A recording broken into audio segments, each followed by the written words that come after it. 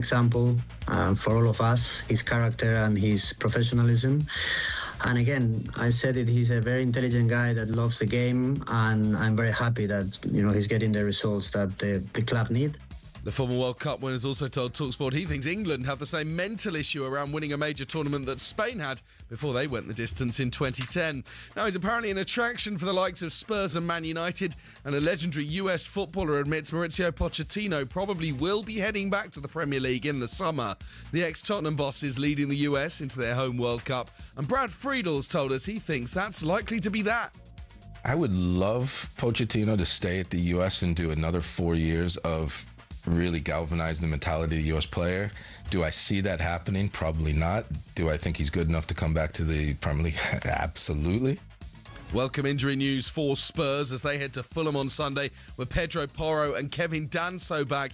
It's Igor Tudor's second game in charge, a man whose reputation is one who turns troubled clubs around. But talkSPORT put it to him that this might be the toughest of those assignments. Probably if I recognize the difficulties they are, probably yes. It's even bigger challenge, even a bigger motivation to do this, and we will do it.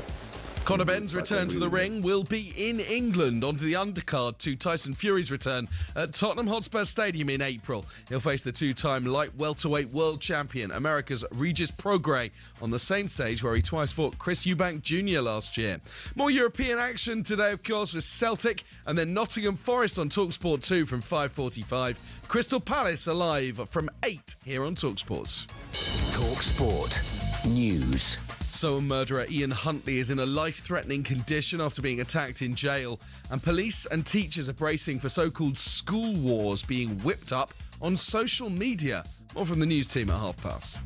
talkSPORT weather with QuickFit. With over 600 centres across the UK, most of which open 7 days a week, we're always there when you need us. QuickFit. Drive away happy every time.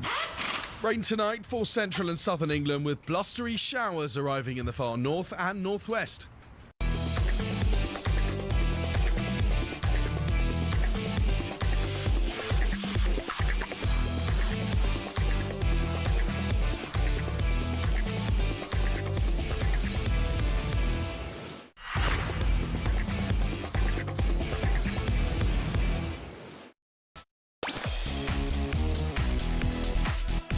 Hello, good afternoon. Welcome to Drive on talkSPORT. It's me, everyone's favourite Andy Goldstein, alongside. Nothing I can do. He's back again today. It's Darren here, by the way. It's Darren Bent. Darren here, by the way. I just said that. You all right, little jumper wearer? All right, do you want to talk into the mic so we can hear you? Little jacket wearer, what are you wearing? Shout out where? London? No, stop shouting at nobody. I shout out who I want. Shout out where? London. You got a problem with that? You see me. One? Okay. Exactly. Yeah, okay. Off the show. Or are you one of those moods, yeah? Right, Jingo, have we got a show for you today? We'll take a look at the Premier League relegation scrap with Spurs hovering around that trap door. This is producer Joe's question, not mine. Are they the worst team in the Premier League right now? It's a good question, Joe. 03717 223344. We'll start that. We'll also hear part 2 of Bent's chat with England striker Ivan Toney. The first one was brilliant. Can the second one live up to the same expectation, Darren? Yes, it can. Good. Kevin Atcho joins us for a bit of Drive Worldwide, and we'll talk to the former Lioness and current Brighton forward Frank Kirby is on our show. All of that plus Thursday, and that means What's Happening Bentley. That returns to get your WhatsApp voice notes in now. Ask him anything you want. 03717 223344. You know what to do. All that and more coming up in today's Drive Time show with me, Andy Goldstein, and the jumper-wearing Darren Bent. And of course, it's the boot room, and I have a peach of a chat for you today. It's about boot. I'm led to believe more boot room chat later on in the best of talkSPORT. Unheard boot room chat as well. Is he? How about that? Found time to that though, Jack, did you? Yeah, he did, because he's a busy boy and he works hard for the show. Well done, Jack. Well done. You all right? What about you? Last couple of days I've not seen a paddle racket on you. What's happened? Because What's happened? I mean, you live and die by the game of paddle. yeah, no, but today was it's my little boy's birthday, Milan. Oh, shout out Milan. 12? He's 12 today. What did you get a 12-year-old? So he's taking up Paddle? no, tennis. Oh. So he has to carry his bag today, carry a bag. So What? Hold on, what? his bag, tennis racket. Yeah, but what'd you buy him? Yeah, a tennis racket. I had to carry his bag, tennis bag, You bought him a racket? and a bag. He wants a tennis racket. He plays tennis. You must have got him something more than that. Yeah, obviously. Last for Christmas, you got him like a Lamborghini or something. No, I didn't. I got him that. I got him like trainers. What ones? Nice ones. Right, okay. You know that he's obsessed. You know the vouchers you get for PlayStation Store. Where he just loads up the money and buys it. So they got him that. What are you going to do? Footballs. What are you going to do? So I've got 2 girls. They're 14 and 17. Yep. And them and my wife, they're all the same size now. Yeah. Like clothes-wise. They all borrow each other's clothes. There will be a day where My kids Milan goes into your training room and just takes a pair off the shelf and puts them on his feet. What are you going to do? No, listen. I will pre-warn him that this is the section you can take from. Yeah. This section you can't. No, no. But this one section day you can. he will. No, but I said no, you can't. I'll lock the door. So What are you going to do if, like, you come down, he's worn your Freddy Krueger's or something? no, I say listen. If you want to wear anything from this section, there's going to be a red tape section. You can't go anywhere near it. Right. But there'll be a section where they're still decent, but he'll say, "Dad, can I wear them?" Not a problem because he's asked me. And there'll be ones you can just go take. But what happens if you come home one day and he's got... I'll pair my big ones on. Yeah. You don't want to know, mate. You don't want to know. But yeah, he's loving tennis. Oh, that's good. Yeah, Is it, why? You must play paddle with him. Yeah, he likes a bit of paddle, but Paddle's easier for kids. yeah, but he's got this obsession with tennis. All right, okay. And he's good at it. He gets obsessions. I wonder where he gets that from. Yeah, but happy birthday, like Milan. son, yeah? Happy birthday. Are your kids like obsessed with stuff like you? Milan is, yeah. The younger two, the 7-year-olds, they're not so much, but it's more. Do you know, it's more like a trend. So like, I'll be obsessed with something, like I was with darts, and Milan got into it. And trainers? Yeah, he's And not really fussed about the trainers, but like, there's one of the twins, Teo, who just follows Milan. So if Milan starts to love it, he'll start to love it. So it's like a knock-on effect. Yeah. So what on here, by the way? Do you not think it's on here? No, not at all, no. Well, you got a jumper on, mate. You keep wearing jumpers. It's an aircon building. Do you hear any aircon in there now? Well, you won't hear it, but this is aircon. No, it's not. No, in fact it is. There's the switch for it. It's an aircon room. It has to be. Can't hear anything. What if you heard... Then I've got his aircon in there. No, it's not like aircon like you get in a like $2.99 from Robert Dias. It's proper aircon. Where? You know the little standalone machines that Yeah. you get the end bit, you just open the we need window. that. What you got under that t-shirt? Just a t-shirt, yeah. Leave the t-shirt showing. What's the matter with you? Someone's put, bet he does have the real Kruger. Trust me, he's lying. Well, Jace, let's have a little bet in it. I don't. What's the matter with people? know. Geezer's next footballer. Of course he's got. I bet you know. I bet he hasn't. I'll tell you that. Yeah. All right. Don't turn it to Gabby Abonor. Yeah, no, yeah. Oh, multi-millionaire. Yeah. That was unbelievable. Is that. Bentley's kid Milan named after AC or Inter? No, it's not. No, it's where he was conceived. No, it's not where he's conceived either. I just like the name. Hold on. Oh, Jack's very cleverly put on the noise of aircon now. But Jack, you know, people will be banging their radios. What's that noise? Why is he called Milan? Just gonna be like the name. Simple as that. Good answer. Yeah, and that's what it needs to be. Okay. Yeah, fine. That's all it needs to be. I'd love to. Oh, go on. What you love to what? I've got the headphones, but go on. What's the matter? Oh, so you couldn't hear the buzz? No. Why have you got your headphones on? I can't find them. Where were they? I'll say what like parents say. Where were they the last time you had them? I'm sure I put them in my bag. Well, no, listen, you continue with the show. Right, well, I'll continue with the show because I'm ready. I'm a pro. We'll start with Tottenham. Sort of. They go away to Fulham this weekend in desperate need of 3 points. So, producer Joe wants to know, as he's the producer, it's a good question. Are they the worst team in the Premier League right now? Listen to the boos at Tottenham Hotspur Stadium. Another home defeat. Make no mistake, Tottenham Hotspur at this moment in time are in a relegation fight. Burnley 2, Spurs 2. We need a remedy, and we've tried everything. We've tried the Contes, the Mourinhos. It just doesn't work. We need something. We're in a bad place. We are reaping what we sow. Tottenham 1, Arsenal 4, North London derby delight for the Gunners. The games coming up, obviously, Fulham away, Palace at home, and Liverpool away. All three of those games, I mean, there is no easy game. It's a North London derby, right? We're in a relegation fight, and what do? Nothing. This is the worst team I've ever seen. Last year. Yeah, I know, but they were terrible. Next year, they might be the best Spurs side you've seen in the Championship. Yes, after defeating North London derby, Tottenham sit just 4 points clear of the relegation zone. Yet to win a league game this year. Go away to...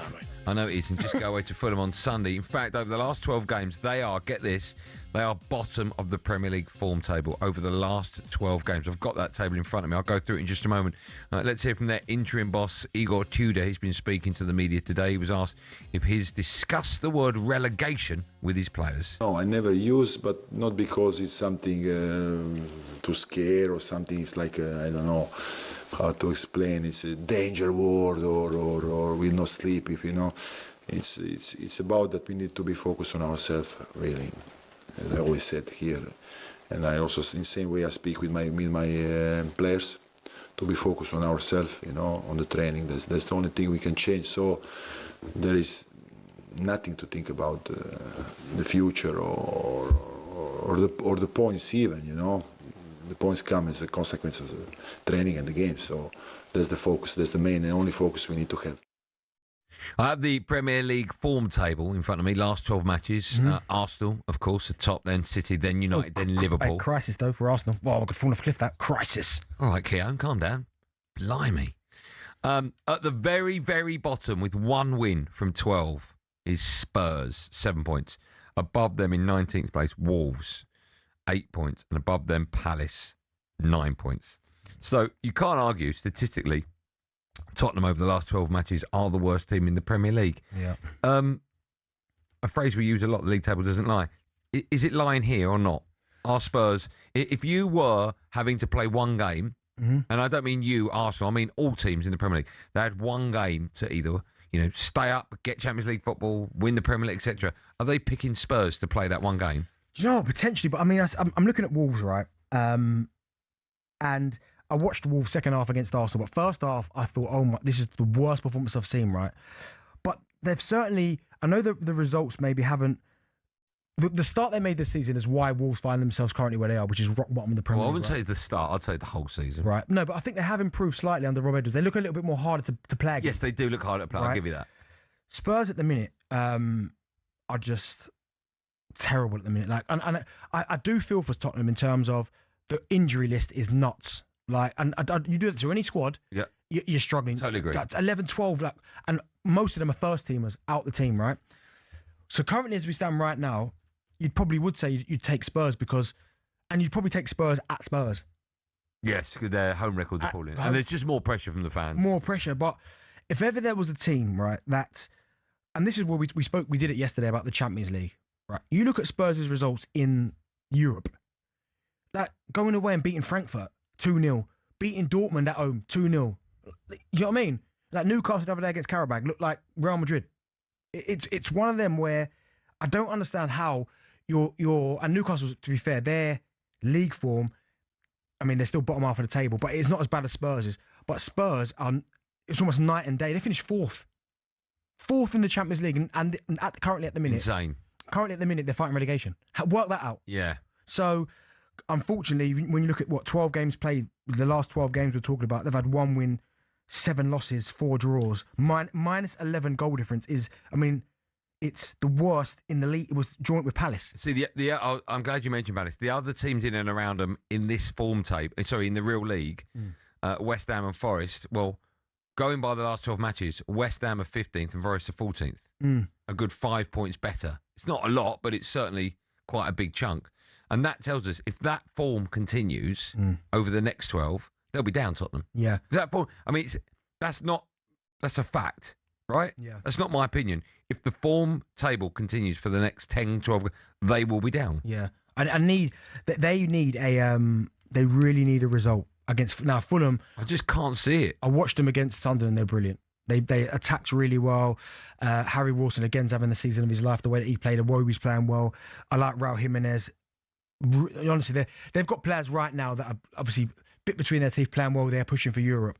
Spurs at the minute, oh my, I thought you'd see a little bit more something in the North London derby because it's the North London derby. And as I've said to you before, the mentality going into that game is almost cup finalish as opposed to a league game.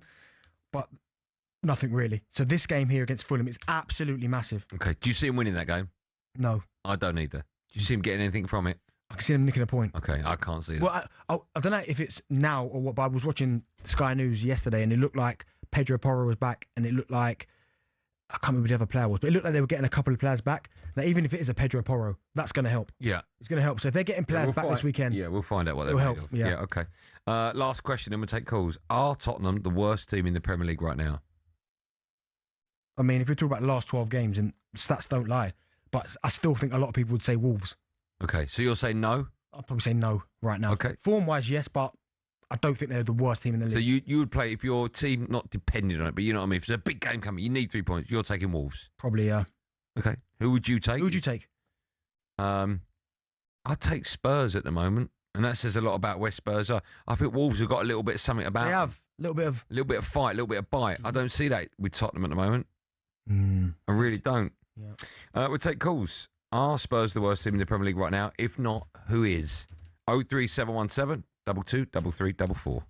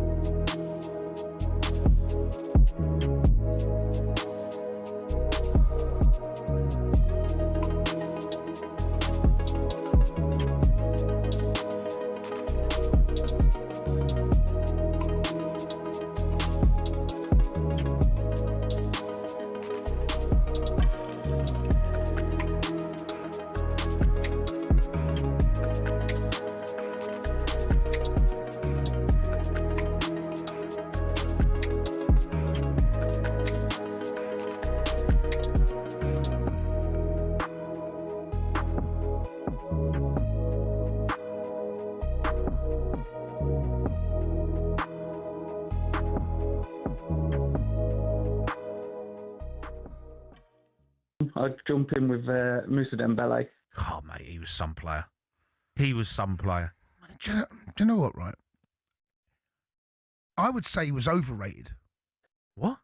I would say he was overrated. You're not having him? Lovely to watch. Yeah. Never hurt you. Never hurt you. Really? Yeah. Great to watch. He was probably the pass before the pass. But he wouldn't carve you open. Oh, mate, he was so good on the ball, though. No, lovely to watch. But I don't know. Strong on the ball, could drive from midfield. All of that, but I don't ever remember him. I mean, get his stats up, goals and assists. That's what I want to see. Surprise me. No, seriously. I know, but you're getting up a stat. But there's, No, but there's also the eyeball test, Jace. No, lovely footballer. Easy on the eye, but I don't think he ever hurt you. I disagree. I'm just okay. Disagree. I played against him when he was at Fulham. No, lovely. And he was at Fulham, and I played against him, and he was a bit of an unknown then. A lovely footballer to watch. Who is this? I know, but I don't think he ever hurt you. You know, some players can hurt you with a pass. They find the pass that will hurt you the most. I never felt that he would so strong, would travel with the ball, and then maybe he was the pass or it was the assist before the assist, right? But he never hurt you. He wouldn't be the killer pass. He wouldn't be the one that carves you open or takes on six players, rifles it top corner. But then that's not an underrated player, though, is it? Underrated. That's you're talking about Eden Hazard.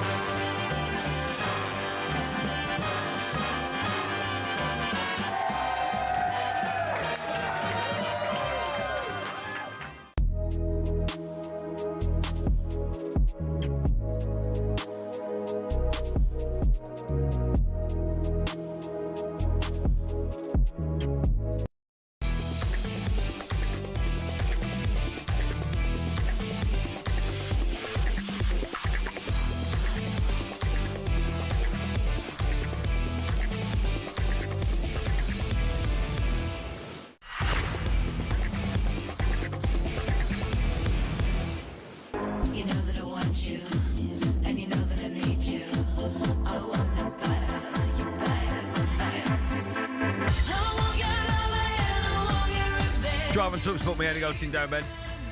Betty just bought in a packet of disco salt and vinegar, which I smashed down in that ad break. We've talked about Chris before. We won't go there necessarily. Unbelievable packet of Chris. I think they could be their top three for definite. They could be Mount Rushmore, them. Oh yeah, 100% Mount Rushmore. Yeah. The problem with that, and like all things now, I was going to say Chris, but all like Twix, Snickers, crisps. Everything's smaller now. No, but usually I grab these but usually there's a bigger bag than this. Oh, is there? Yeah. What does it say? What's that? It's 55. Oh, 55p for that. Yeah. That's disgusting. I don't think that was that bad. But it says underneath RRP. Yeah. What's that? Retail price. Okay, 55p. Yeah. What do you think it was like? They're going to die. Rest in peace. Nah. There's a couple of items in the shop that I bought it from. Yeah. Well, I'm obviously not going to name where the shop is. Yeah. It says it says on the can, not for single sale. Yeah. Oh, why are you sending single cokes then? Were they doing that? Yeah, I never tell you it is. You can't do that. I'd never ever say where it's from, but that I don't mind what, that. an actual shop? Yes. Around here? Not for. Oh, I'm telling you, not for individual. So you sale. can tell me where is it? Is it downstairs or across the road? No, it's not around here. So it is. It's the shop I go to. I can tell them. Not for individual sale. You know what that means, right? What? You know why it says it on that? Yeah, because in a pack. Yeah. Yeah. And he's opening Cool. the pack. So I knew that. I ain't got a problem with that. No, I ain't got a problem with that at all. Yeah. We all got to earn a living, right? We've all got. Still to come, we'll be hearing your questions in What's Happening, Benny. Just save our number 03717223334. Save it in your phone. Head to WhatsApp, open it up, send us a voice note. You can ask Benny anything you want. The weirder, the better. Make sure your message starts with What's Happening, Benty. And then, of course, put your name on it. A lot of people forget their own name. Just quickly, Conor Ben will fight Regis. Is it Progress? Is it a Progress? On the undercard of Tyson Fury's. It's a weird one, that. Don't get it. Well, it's money, and he signed up with. But he's not going to get 50 million for that fight. No, but it's all part of it, right? Yeah, but I thought it was a one-fight deal. I thought it was a one fight. Obviously, it's not. So I don't understand. He wants, what's his name, didn't he? Ryan Garcia. Yeah, it'd be a good fight, that. Commentary. Came from behind to win 2-1 away at Sheffield United last night to move 5 points to get at the top of the championship. Well done. Yeah, some good goals, to be fair. Well Really done. I good think all the goals were close, right? I think it was like something like, I might be wrong, 47, 52 and 57, something like that. Yeah, Radoni's header was lovely. What? Radoni's header. Yeah. Right, we'll take your call, shall we? Are Spurs the worst team in the Premier League right now? The form table over the last 12 games says, without a shadow of a doubt, they are. But what do Spurs fans and football fans think? Luke is a Spurs fan. Luke. How you doing, gents? You okay? Yeah, just quickly, I don't want to go down this rabbit hole, but best crisps ever are what? What? Sorry, say that again? What are the best crisps ever? Oh, it has to be Brannigan's roast beef and mustard. That is the most rogue shout I've ever heard, that. I don't even think I've ever had them. I don't even think I've seen them. No. Do you own that brand? Is that your own brand? You're just giving a little mention to? No. They were big, but early in the 2000s and 90s. Oh, the roast beef and mustard. Yeah. Sounds nice. No, Benny's turning his nose. Not in a crisp. Why? I don't know. Oh, there's some weird flavour crisps. Do you remember? Do you remember? And I'm not making this up. Do you remember hedgehog flavour crisps? No, I don't. Do you remember that? I'm glad I don't. Luke, do you remember that? They're quite slow to get hold of. Oh, very good. Your answer I thought was going to be quite prickly, but it wasn't. Luke, what would you like to say as a Spurs fan? What's your answer to that question? We've been the worst team for 2 seasons, Andy. Honestly, mate, because like, when I first called up and spoke to your producer on the other side of the line, my rant was just going mental because what have we done? We've got Igor Tudor in, and no disrespect to Igor, yeah? He's got a history of pulling teams out of it, but he's got no Premier League experience managing-wise. None. Why have we not gone out and just done what we knew we should have done? Get Harry in, yeah? Because Harry's a fan favourite. Get the fans G'd up again. It's all good getting G'd up for North London derby. We do it year in, year out, whether we're winning or whether we're losing. But Darren, you know, you've been in the changing room. Harry would have got the boys, put an arm around the shoulder and said, yeah, come on, boys, you know, let's do this, do that, and this is what we got to do, you know. I mean, listen, I understand what you're saying. I mean, he didn't do that for me, but yeah, I get what you're saying in terms of putting your arm around the shoulder, but Harry's nearly 80. I don't think Harry put his arm around your shoulder. No, listen, he doesn't need that now, but also he spoke about Igor Tudor. But Vitor Pereira, when he got to Wolves, had no Premier League experience, and he came in and turned that around. Yeah. So I think sometimes it's not all about, well, he doesn't know the league. I know, but it's still a big gamble. Yeah, but Wolves took the gamble, it paid off. Yeah, it is. But Spurs are much, much, much bigger than Wolves. Wolves can go up, come down, go up. Yeah. The amount of billions invested in Tottenham staying up in the No, Premier my League point is that they found someone at that time who was right for them. Yeah. And listen, Igor Tudor might still be the right man for the job, but you can't judge him getting beat by Arsenal.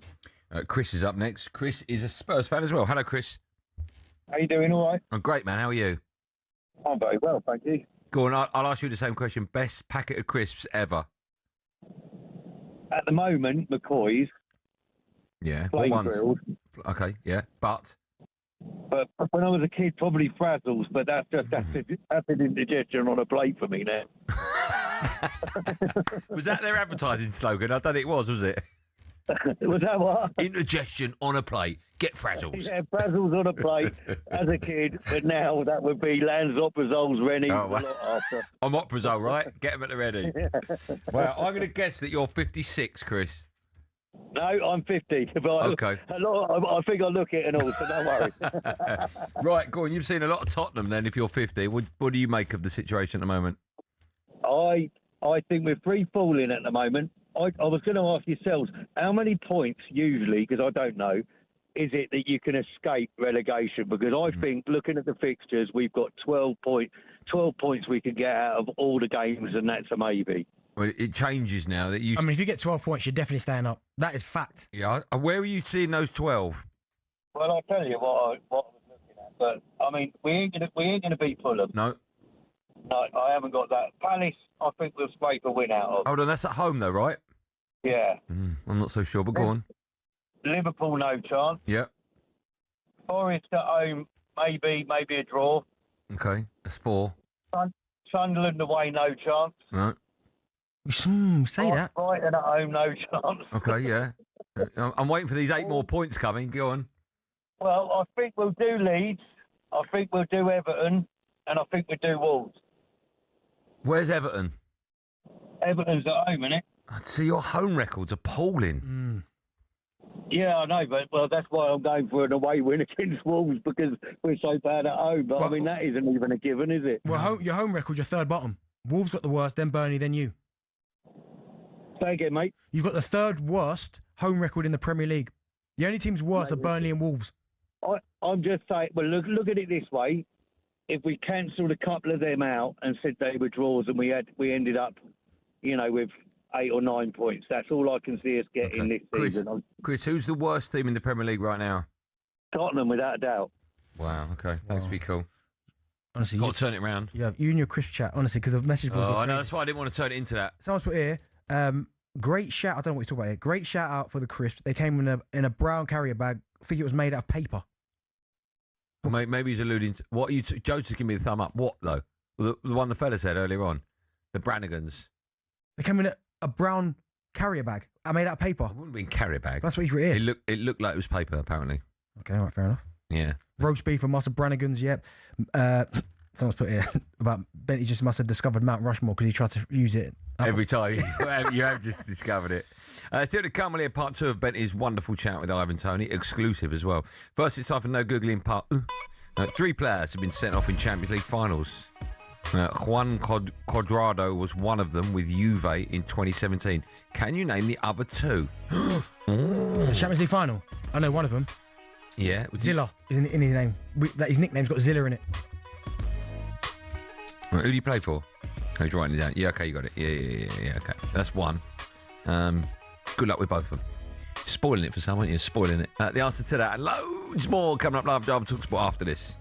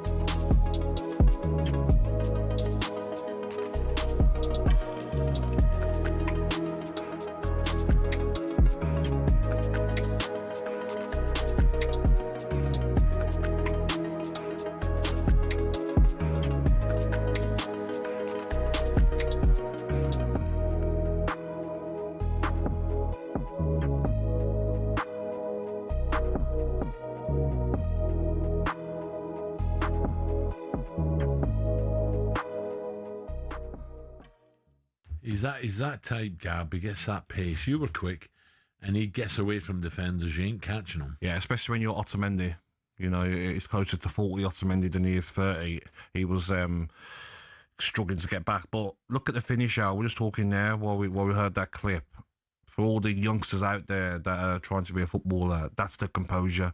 because if he took down his left foot, probably keeper saves it, but to sort of put your body around the ball, open your right foot out, and literally guide it through. Yeah. The Thierry Henry finish, I call it.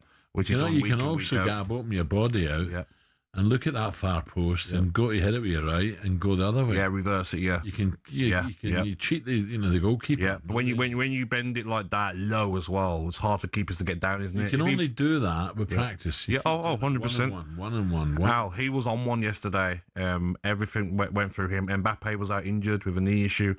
And it was just the case of Vinny Jr. was never going to let Benfica win. And what I liked about him is what happened last week didn't affect him. He goes over to the corner flag and still does his dance. How good were Real Madrid?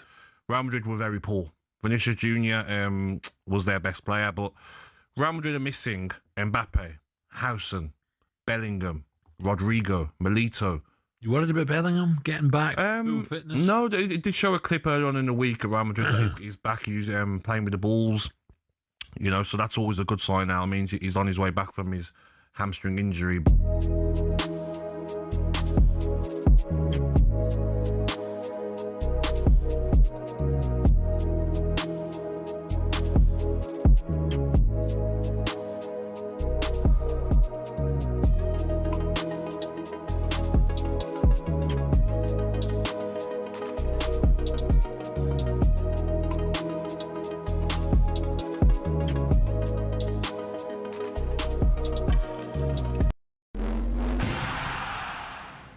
World Cup winner Juan Mata has likened Spain getting over their mental block in 2010 to what England is going through right now. Sometimes I think you have to look at the bigger picture, and the bigger picture is that England is really, really close to win. Yes. So maybe this summer. Mata also says he's keen to get into coaching when he's done playing out in Australia. When I had enough of the sun and the beaches and the great lifestyle here, I will get my umbrella ready and I will go back to England, which is my second home, and I love it there. So yes, I will go back. A UEFA report has revealed the biggest transfer net spenders in world football over the last 5 years. It's Man United, who are down 692 million on transfers between 2021 and 2025. Chelsea and Arsenal are the second and third biggest net spenders. Now, Gabby Agbonlahor thinks Ivan Toney would be in the England squad if only he'd stayed at Brentford. He didn't bring him on and hasn't called him back since. So maybe he looked at him and says, maybe you're not as sharp as the other players, so I'm not going to pick you. Meanwhile, Cristiano Ronaldo has bought a 25% stake in Saudi-owned Spanish second division side Almeria. Al Nassr are keen for Ronaldo to invest there as well. And racing trainer Nicky Henderson says he's sad, but he knows he's made the right decision to remove Constitution Hill from next month's Cheltenham Festival. There's more at talkSPORT.com.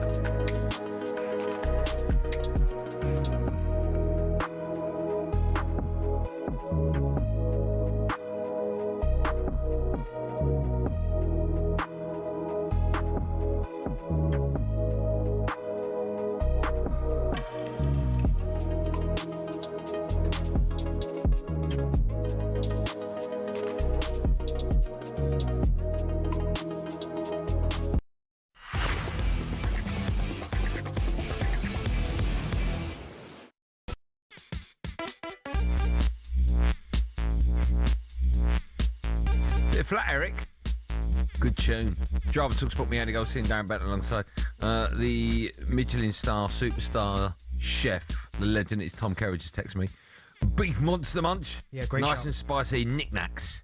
I like knickknacks, but I'm more scampi. Scampi and lemon. He replied to you saying scampi. He said scampi makes your fingers stinky. Yeah, right. I'm saying it tastes nice. Yeah, but it does. Hold on. Sorry. And beef Monster Munch don't. If you've got a packet of Monster Munch option, I can't understand why you wouldn't go for the normal. Pickled onion. Pickled onion. No, see, I like the. That is unbelievable. I like the spicy one too.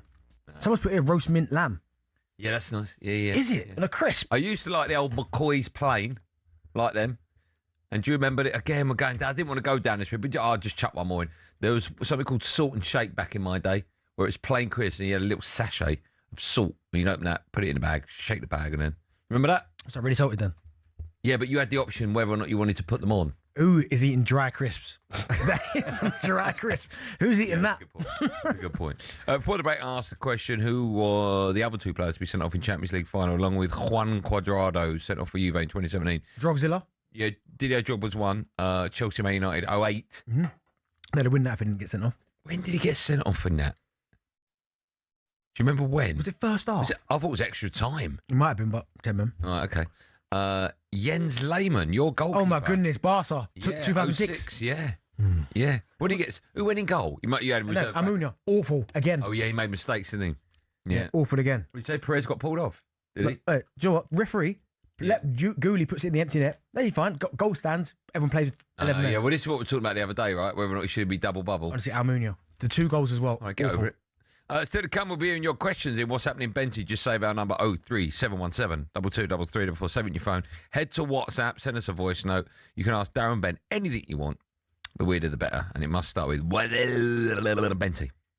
Time now, though, to get the heart of the matter with the British Heart Foundation. The Heart of the Matter on talkSPORT with British Heart Foundation, powering life-saving research funded by your donations. Donate now at bhf.org.uk and keep us beating. Yes, join us each week will be a sports person who has been personally affected by heart conditions. Join us now, he's Brighton midfielder and Euro winner, of course, with the Lionesses, the wonderful Fran Kirby. Hello, Fran, how are you?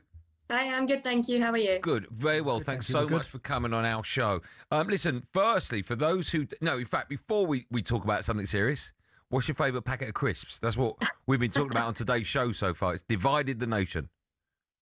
I probably like the most unhealthiest one, which is the steak McCoy's.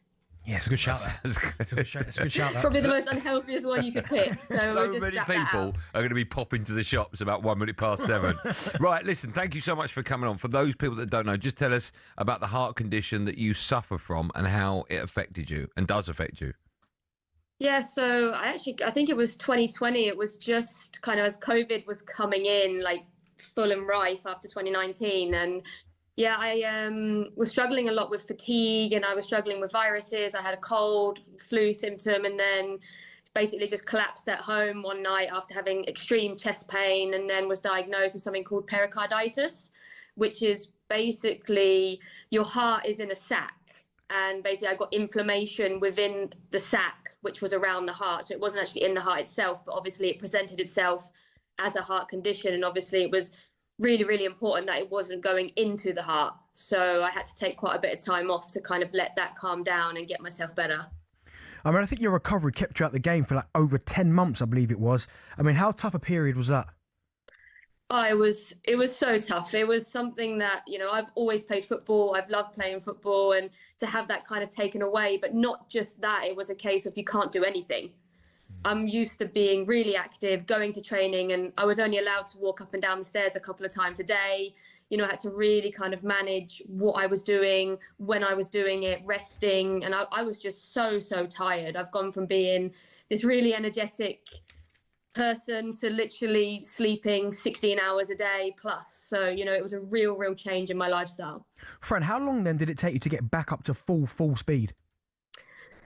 So it was a couple of times that I tried. It was kind of one of the ones when I spoke to the cardiologist, he was like, look, this can take 2 weeks, it can take 6 months, it can take, there's no kind of specific timeline. So I was kind of each time trying to come back when I felt a little bit better, and then I would just have a complete kind of relapse in terms of fatigue, chest pain, everything, all the symptoms again would just come back. And I think I tried kind of 4 or 5 times until I was able to kind of go for a 2-minute jog without having kind of a relapse. It was really kind of build each time to do more. And then the first time I got back into kind of full training was when the team went back for pre-season. So, it wasn't kind of during the season. It was when everyone went back and I could join in. And, I was obviously wearing the heart rate monitors, having my heart scans and everything. But it wasn't until we went back into pre-season that I was kind of being able to go back to normal. Is it hereditary at all? That's a very good question. I mean, I haven't heard anyone in my family that have had it. And when I've spoken to people, it isn't something that they've kind of spoken about. But I guess, these things happen to people, and it's a lot more common than you think. I had so many people reach out to me kind of saying, I'm going through this, my son's going through this. I have a friend at the moment who is struggling with myocarditis. It's spoken about, but you don't think it can happen to you. I never thought as a 25, 26-year-old that I would have a heart condition. It wasn't something that I'd ever thought about. So, yeah.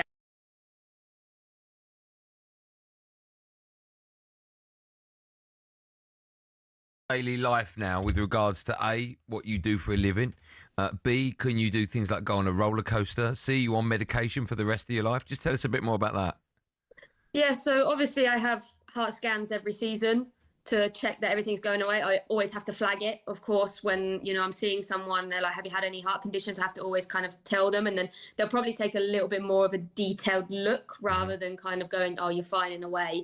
But I think it's more when I get sick. So when I kind of have a flu or a cold, previously I probably would have been someone who would have just pushed through it and been like, you know what, you're fine, just kind of carry on with it. But I'm a lot more vigilant now. I'm checking my watch, checking my heart rate when I'm kind of going through something. But other than that, I can live a normal life. I can go on roller coasters. I can do all these things. But I think it's more kind of in my mind in terms of having that trauma. I don't want to experience that again. So how can I minimize that kind of happening? Because it was literally just from having a cold, having a virus. So it wasn't, that I'd stressed it too much, that I'd done too much. So when that kind of comes around, I'm probably a little bit more cautious than I ever have been. Okay. Personally, just a bit of advice. I would use it as an excuse to never go on a roller coaster, even if it was a lie. I can't. I'm not a big fan anyway. I can't, so... Look, we'll talk football in just a moment. Before we do, you made a very good point that, a lot of people would be incredibly ignorant to just how dangerous it is and how many people and how young people can be to still be affected by it. You're in your 20s, and a lot of people listening to this, including me, would probably think, well, I'm fine, I'm bulletproof, which is a huge mistake that a lot of people make. We are, of course, celebrating Heart Month in February. Just explain how important the British Heart Foundation is and how important it is that for people to get themselves checked. It's so important. It's something like you said, and like I said, it's something you don't expect to happen to you.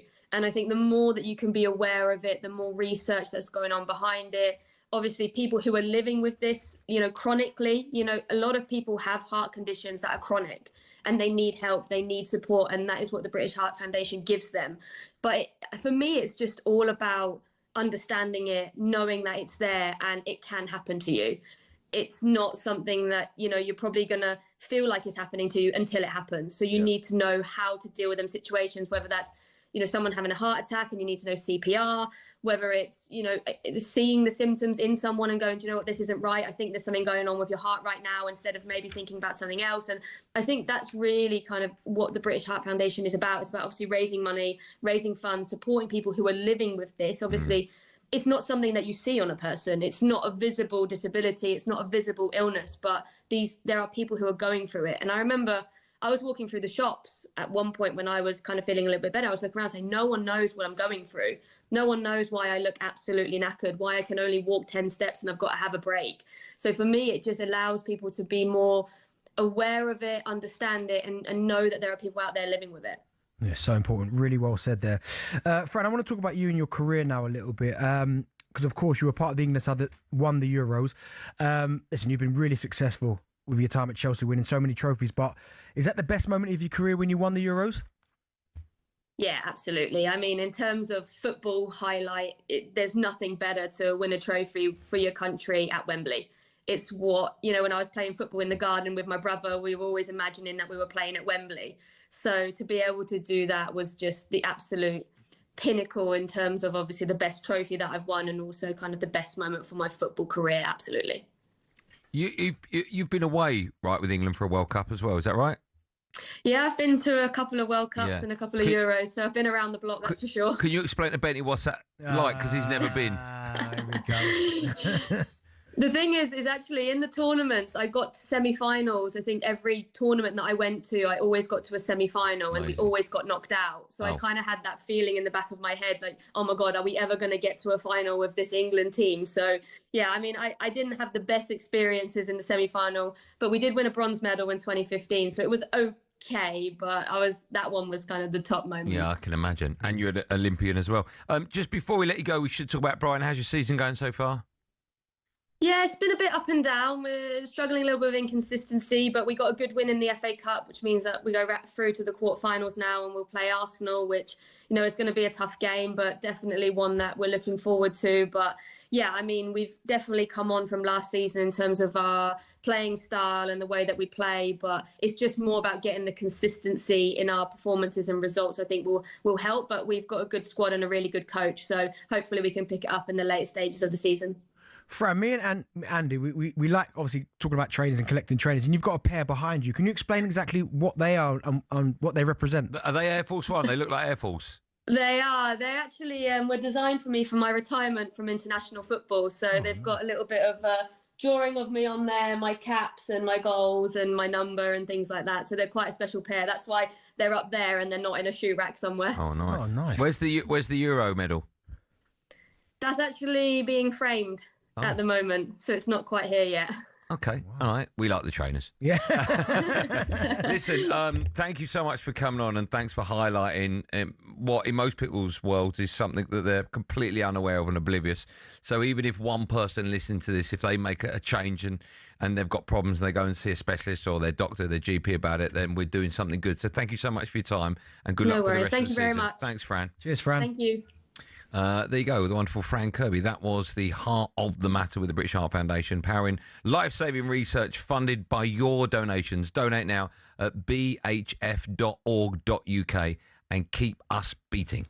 The heart of the matter on talkSPORT with British Heart Foundation, powering life-saving research funded by your donations. Donate now at bhf.org.uk and keep us beating. Why always bring up the World Cup stuff? We should. Even Theo messaged me saying, I can't believe Andy did the World Cup shout again. Who did that? Theo. Always be Theo texting. You don't need to text, but at that moment he texts. Just quickly, we should all get ourselves always checked. I went bizarrely today. I have a yearly check with someone called Neco Health. It's about £200. I go once a year and it checks everything, your heart, your blood pressure, everything. If you can, I know it's a lot of money. Go and see you. Always get yourself checked for any little something you're not aware of. Even I don't know, this is weird talking about it, but I've got no problem. Even if it's men checking your testicles, just make sure you do it because you might be embarrassed for 2 minutes, but it could save your life. Right? Well said. So go do it, boys and girls. Right, Celtic there in Europa League action away to Stuttgart this evening. 4-1 down as well from the first leg. You can hear it live over on talkSPORT 2. The teams are in. Ian Danta can tell us more. Dance, good evening. Evening to you, boys, and a lot of changes for Celtic from the defeat to Hibernian in the Scottish Premiership at the weekend.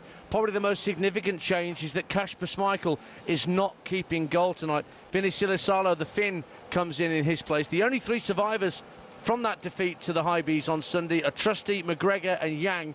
Otherwise, it's all changed. A couple of the youngsters from Celtic squad getting starts in the Europa League. Colby Donovan at right back, Dane Murray at centre half, Sirachi coming in at left back. So quickly the team, Sinisalo in goal, Donovan, Trusty, Murray and Sirachi across the back. Yang, McGregor and Hatate in midfield. Maeda, Adamu and McCowan in attack. Stuttgart have also made a number of changes, but they've got that 3-goal advantage to protect from the first leg, and the former Brighton man Dennis Undav leads the line for them. Our coverage starts at 5:30. Yeah, maybe somebody like Martin O'Neill could pull something out the bag. You just never know in this crazy world of European football. We're live from 5:30 on talkSPORT 2, me and Chris Uwelimo for Stuttgart against Celtic. Thank you, Dan. Just quickly, are we going to have Celtic on air, Joe? Yeah. I always look out for Celtic and their results, man. Kieran Tierney, Arsenal. Yeah. Arsenal. Do you remember that last image of him leaving Arsenal? No, remind me. When he had the Carabao. Walking over his gear. Do you remember that? I forgot about that. That still hurts, does it? Enjoy it, because I've been there. Well, I know you have. What do you mean? How do you know that? Well, it's your career, isn't it? Carry bags. Honestly, I'm going to... When we come back at 5, we'll be hearing part 2 of Bentley's wonderful chat with Ivan you Toney. Won't. Say that. Why? Why are you threatening me? Both players won't, of course, be going to the World Cup.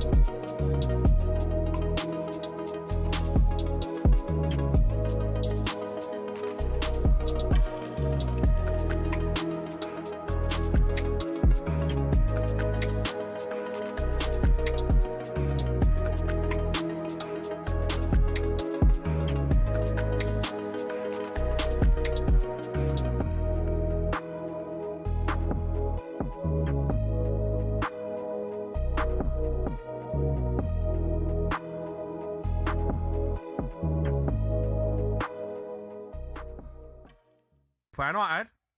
Right, Ed. All right, boys. Yeah, Ed. Look, we're just like comparing him to other players that players that Anthony Gordon could get in. What team this is, and I said he's better than Gakpo. Do you agree? 100%. I'd go more than 25% though. Gakpo and Salah this season have both been passengers in the Liverpool team. Like, everyone's wondering why Liverpool are being so poor. It's because we're playing with 9 men every game. Andy Gordon's miles better than Gakpo. He's like a Diaz. He's not as good as Diaz, I'm not saying that. But with the pace and the little trick and the ability to actually finish, we should have bought him.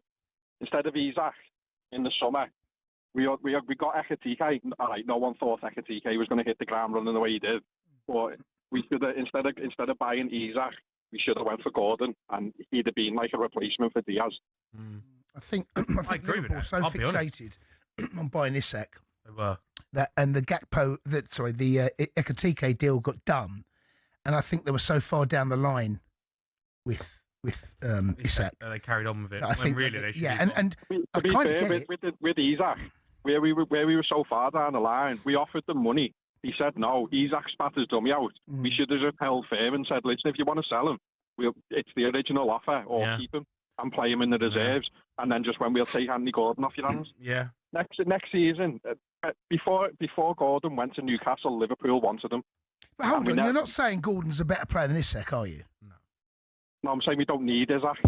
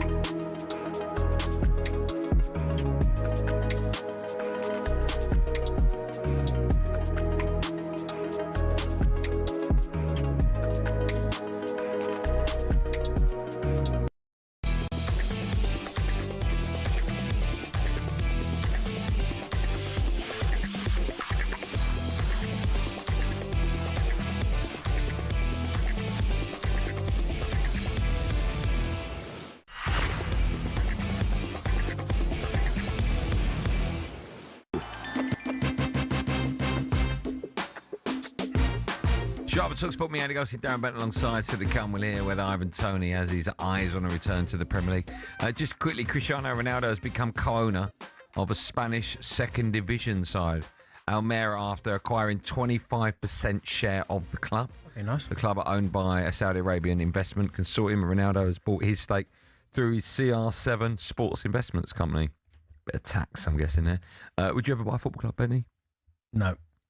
Right, we'll be back up. Why would you not do it? Because you don't think they make that much money, or the hassle involved? Yeah, or... the hassle involved, and just ultimately, unless you're really clever, like someone like a Tony Bloom. Yeah. Or you've got untold... I mean, he's got the Midas touch at the moment. Yeah. Honestly, unless you've got untold wealth like the Saudi investment, then no, because you just lose money. So no. So, look, Tottenham confirmed Pedro Porro, Kevin Danso. Yeah, so they'll be available. Yeah, see, that's big for them. That's big for them. Did you ever think of the lowest league club you ever played for was who? Right at the end. Burton Championship. Burton. What's your local club? So there's a club near me. I'm sure you've heard of Dagenham and Redbridge, right? Yeah. What's that version of your area? I mean, I'm not too far away from Coventry. Yeah, but Coventry, we know about Coventry. Is there a non-league club? No, not really. Have you not got Non-league club near you? Not really, no. Okay, you wouldn't have thought I could help him out for a couple of months. Do you know what? Maybe like a couple of years ago, but recently when I've started to like run properly, like, and man, I can't do it. Oh, really? Like, even though I play paddle every day, it's a different type of fitness. Stop, start. Yeah, but honestly, I tried to run. Like, I was playing tennis with my boy this morning, and trying to like get about the court, which is a bigger. You 41? Yeah, 42. Like, my knees wouldn't allow me to sprint. Like, I can do it, but it was a bit more of a oomph. Do you know what I mean? Okay. By the way, I was just showing Bentley in the break that he had no idea about Punch the Monkey in the zoo with his little IKEA toy. Yeah. Did it make you sad? It did make me very sad. It's a man of people. Apparently he's okay now. Apparently the other monkeys in the pen or whatever monkeys have been, they're happy to... That little toy, man. Yeah. I bet that toy's been on sale. Well, Okay. that funny you say that. Now that toy's on sale for like 180. Yeah, I bet he is. Honestly, people. I bought two of them. People ain't stupid, are they? No, of course not. No. It's unbelievable marketing, though, isn't it? Hey, just throw it in there, see what happens. But you'll be pleased to know he's happy with his new family. Yeah. More from me and Bentley and Ivan Toney when we come back.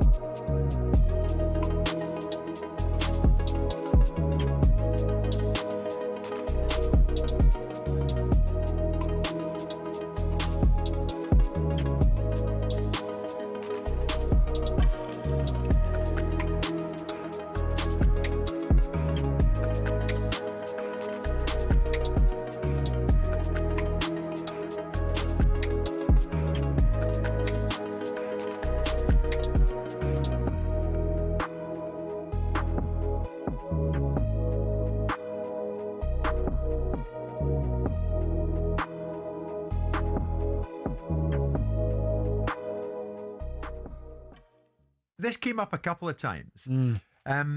Grappling, wrestling at corner kicks, does it need clamping down upon?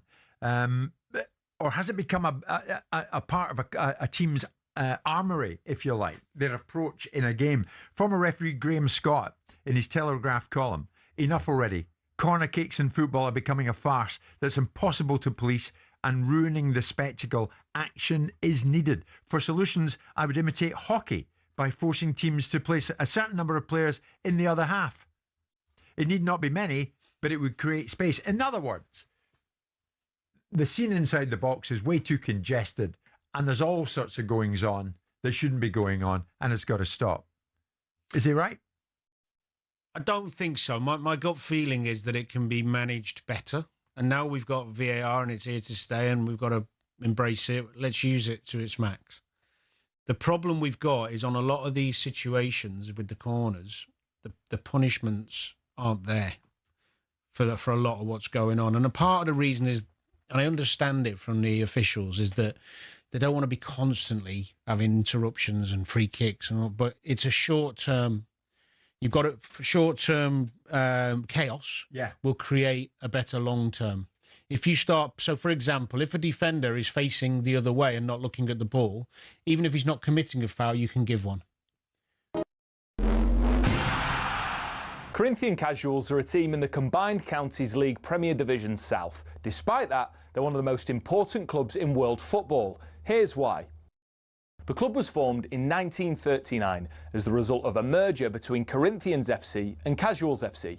Now, Corinthians FC were founded in the late 1800s when the FA's top brass were sick of getting pumped by Scotland every time they played them. As a result, a man called Nicholas Lane Jackson set up an amateur side which would bring in the best players who could all play for the national side. And it worked. It wasn't long before England were dominating the international fixtures they played, and it was largely down to Corinthians. In fact, in 1894 and 1895, they played consecutive games where Corinthians provided the entire England 11. But the thing is, the players refused to play professional football. They didn't believe in it. They wanted to spread the values of sportsmanship, competition, and played for the love of the game. It also helped that most of the players were Oxbridge graduates who didn't need the money. But instead of entering the league and cup competitions, they played exhibition football and toured the world, bringing the beautiful game with them. And it was this which spread the game throughout the world and made it so popular. Most famously, in 1910, they travelled to Brazil. And the locals in Sao Paulo were so impressed, they started their own team under the same name. Yes, the same Corinthians who won the FIFA Club World Cup in 2021, one of the biggest football teams in Brazil. Now, they were global superstars, and despite not being professional, Corinthians drew in the crowds. Everybody wanted to play them, everybody wanted to watch them. So much so, they regularly played the winners of the FA Cup in what eventually became the Community Shield, winning most of the time. They actually inflicted Manchester United's worst defeat, 11-3, a record which still stands to this day.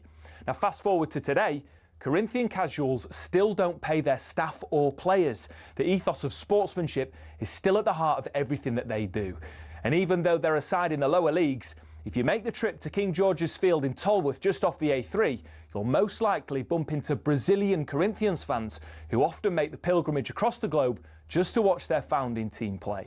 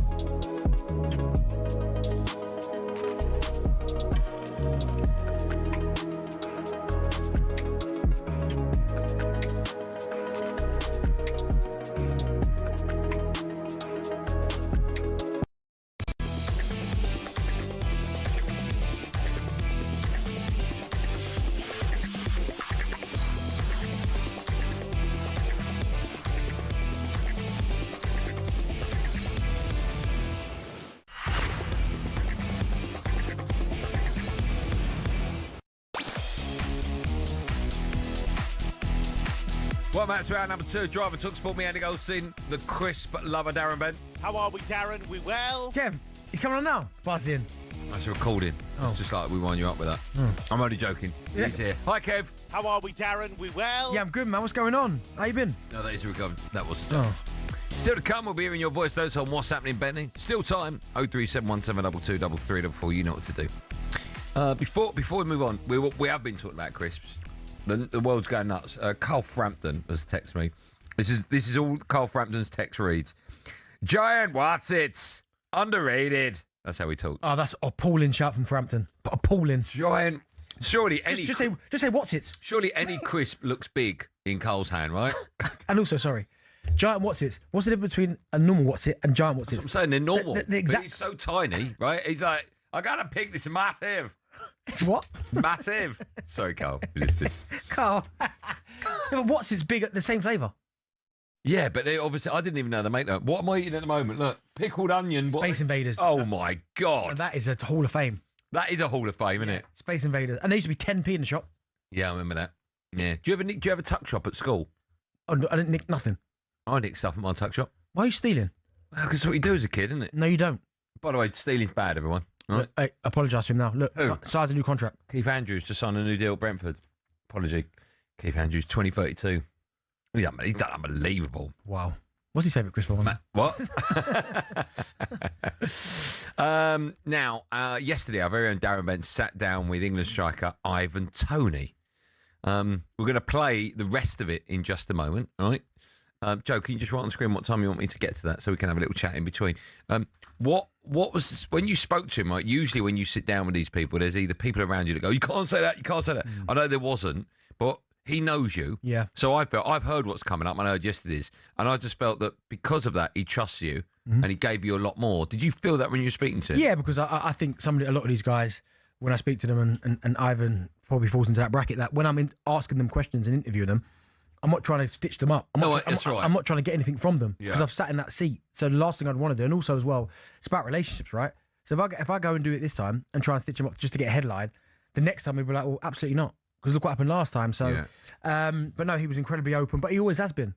He always has been, and I think that's what makes him the player that he is that he doesn't hide anything. Like if he's got something to say, he'll say it, and he plays very much like that. So, I mean, it'd be fascinating to see because if he does decide to come back, there is going to be a number of takers. Well, we'll talk about that when we come back. I have to say, I heard yesterday's, obviously, and I've heard this one we're going to play out. I do think this is the one that's coming up. This is the better one, if you know what I mean. There's a lot more said in this one. So let's hear it. Stick around if you were thinking of getting a card. Just wait. You need to hear this because Benty and Tony, they discussed whether Ivan has eyes on a Premier League return, his hopes of going to the World Cup, plus some of his fellow strikers. All right, I've got to talk to you now about England aspirations, of course. But I want to start with someone who you'd know really well. You've spent a bit of time with him. Harry Kane, 500 career goals, which is absolutely crazy. You obviously spent time with him in England camps. I mean, how highly do you rate him? And, I mean, where does he kind of rank for you in terms of all-time centre-forwards? I've said in interviews before, he's probably, for me, one of the best finishers in football, if not the best. When he's in front of goal, 9 times out of 10, it's in the back of the net. And with a player like that, I think you can learn a lot from. He gets in goal scoring positions a lot. And he knows where the goal is, considering hence why he's scored 500 career goals, which is a great achievement for himself. Anyone watching him or looking up to him or being around him and playing with him can learn a lot from, and bring it into your game. Absolutely. And for yourself personally now, listen, there's a big game, tournament, at the end of the season, the World Cup. Of course, your aspirations must be to try and get yourself back into that squad. Of course, yeah, there's going to be eyes on that. But I can only control what I can control, which is trying to score goals and do well for my team here. And I'm sure goals will get me recognised and help me push close to being in the frame. But obviously, we know there's a lot of great other strikers and a lot of competition. But I'm sure that the coach will choose the best team possible to give the country the best chance of winning something at the World Cup. Are you still someone that looks at other strikers? Because, of course, when I played, I'm checking it every weekend, like who scored, who's done this, who's done that. And listen, you've got more goals than all of them, obviously bar Harry Kane, or you're head down and just focused on yourself. Not gonna lie, before I was like that. A few years ago, I was like that. But no, my dad always used to tell me, don't watch someone else. Just watch yourself and concentrate on yourself. And the more you watch someone else, it's kind of like you're not focused on your game and not ready for the opportunity that comes your way. I've been focusing on myself, and it's been working. I've been scoring goals, and like you said, my numbers are higher than the other strikers, I believe. Not that I've checked, but yeah. I'm confident in myself. I'm confident in what I can bring to a team, and who knows? Hopefully it's enough to get myself in the frame, but obviously I have to keep scoring goals and keep giving myself the best chance possible. Well, to be fair, we saw a number of players in the last Euros who were playing in Saudi that actually played at the major competition. Again, Arik Laporte, I think he was playing in Saudi at the time. They won the tournament, so a lot of people have spoke about intensity, but yeah, as I said, a lot of these players were at the last major tournament. Do you think that's something that might hinder you, or do you think that it shouldn't make a difference? Me personally, my opinion, I don't think it should make a difference, but obviously it's not up to me. I think if you can play football, no matter where you are playing in the world, it should be enough. And if your numbers are right and you're doing well, then it should be enough to be in the frame. But like I said, I just have to concentrate on myself, and hopefully it's enough and keep scoring goals. Absolutely. And have you had any conversations or any kind of contact with Thomas Tuchel? Has he said that he's going to come and see you? Has there been any kind of link to him so that you know that you've got an opportunity of getting yourself in the squad? No, there's been no conversation, but I don't expect it to be, because he's got so many other players that he has to be watching also, and I'm sure he'll probably be keeping one eye on me and see what I'm doing. But like I said, I just have to be focused on myself, keep my head down, and keep scoring goals, and it will come into his way, and my goal scoring, and he'll give myself an opportunity.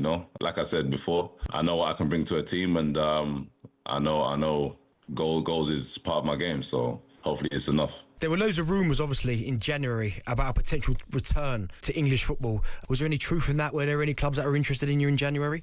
Me, I never watched that stuff, I let that's hence why we have an agent, I let my agent take care of that stuff. Before, when I did focus on that stuff, it didn't go, my head wasn't in the right space, and I dipped in form. So now I just let my agent take care of all that stuff. Yeah, there was some clubs interested in me, but I said I'm happy here, I'm focused here, and I've got unfinished business to do here. So I guess that answers my next question, because my next question was going to be kind of what does the future hold for you? I mean, you're only 29 years old, so you still look in great shape, still fit as anything. What are you still hoping to achieve? Yeah, I want to win titles, I always want to win something. I want to leave a big legacy for myself and my children and my family. But yeah, like I said, I'm settled at the moment.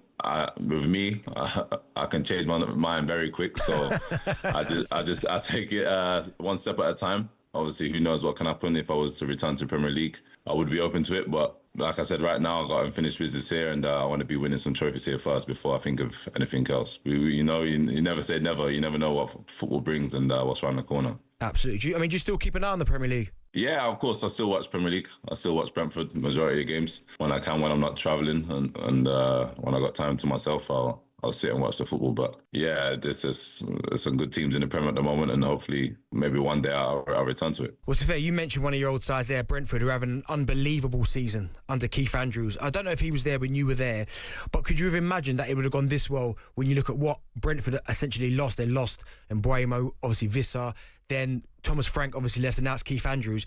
Could you believe that he'd be doing as well as he is right now? Yeah, when I was there, he actually come in as a set-piece coach, I'm sure. But then now, yeah, he's a coach and they're flying. I mean, the structure at Brentford is always going to be the same. It's we might not be the best players individually or with best quality throughout the league, but there's one thing that will stay in that club, which is hard work. And if you work harder than any other team, you give yourself the chance of winning games, you know. I think that philosophy is stayed in the club regardless of who's in charge. Full credit to Keith. He's done an amazing job there, and hopefully they can do something special this season because Brentford do really deserve something. Well, I want to talk to you about Igor Thiago, who's having a great season. You were brilliant when you were down there, and Mbuemo scored a lot of goals down there. Watkins did. What is it about Brentford Football Club that almost allows centre forwards to go down there and be their absolute best? You know, I was actually speaking about this with my friend the other day, from when Neil Maupay was there, to Watkins, then to myself, then to Brian Wiss, and then now Thiago. Obviously, Kevin Schade is doing well as well. Yeah, they always seem to find a striker that can score goals. But I think it's also from the club there. They give you the platform to be yourself. And I think it's always nice knowing you're going to a club where strikers get opportunities, knowing the striker previously has scored goals. So you go into there thinking, there must be something here, you know? It gives you that extra little boost. It's been working. Obviously, Igor Thiago, he's flying, scoring goals, and I'm sure he'll score a lot more goals before the end of the season. And someone you know really well, and it was actually a shame, Thomas Frank, obviously you two done great things together while he was at the club, lost his job unfortunately at Spurs.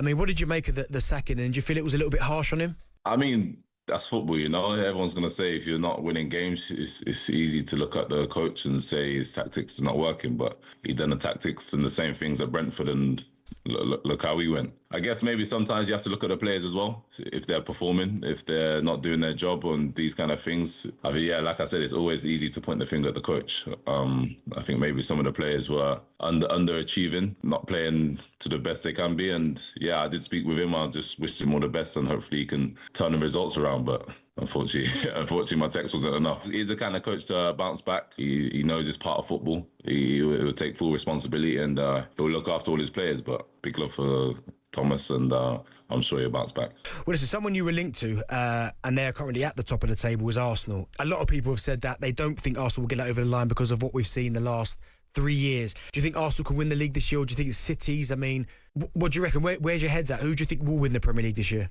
Arsenal fans hate me as it is, so I can't say too much. But now, you know, I do want them to win. I think it's boring City winning all the time. It would be nice for us, another team to win. Also, a couple friends at Arsenal also. So I think, yeah, it'll be special for them. Obviously, being so close for so long, and hopefully they can finally get over the line. But I think they know City have been there, done it. So City have that little advantage. But I feel like Arsenal maybe can do it this time. All right, well, listen, I've got one more for you. It's a fun feature, right? I need you to give me your Mount Rushmore of Premier League strikers. So, in your opinion, the top 4 strikers, in your opinion, in Premier League history. Some strikers I've watched in Premier League. Yeah, of course, yeah. Listen, don't feel obligated to put me on it. I don't like all that, so forget all that. Okay, I'm gonna say Suarez. Oh, okay. I'm gonna say Rooney. Okay, nice. I'm gonna say Fernando Torres. Wow, okay. Didn't see that one coming. Yeah, nice. I'd have to say Aguero. So no Thierry. But I can remember watching, but not like that, you know. Of course, yeah. I don't think I'm that old. But obviously he's top. If I see a lot more of him from what I've watched, then yeah, I'd put him in. But I've not watched him like that, you know. Wow, no Haaland. Haaland. maybe we can rethink now. Yeah. Let me swap Torres with Haaland. Okay, so I think he's not normal. He's like a robot. Some of the goals and I remember when I was in the Prem and I was scoring goals. I thought, I'm gonna catch him here, but then he scored like 3 hat-tricks in a row, and I thought, okay, he's off now. Well, listen, Ivan, we really appreciate your time. Thanks for joining us, and hopefully we'll get to speak to you again soon, man. Yeah, I appreciate it. Big love. Thanks. No worries, man. No worries at all. That was great, wasn't it? Well done, DB. Well done. That was a brilliant interview. Well done. Thank you. A reminder, if you missed any of Bent's wonderful interview with Ivan Toney, you can catch the whole thing on the talkSPORT YouTube channel. It says right now. Don't do it 1 minute past 7 now.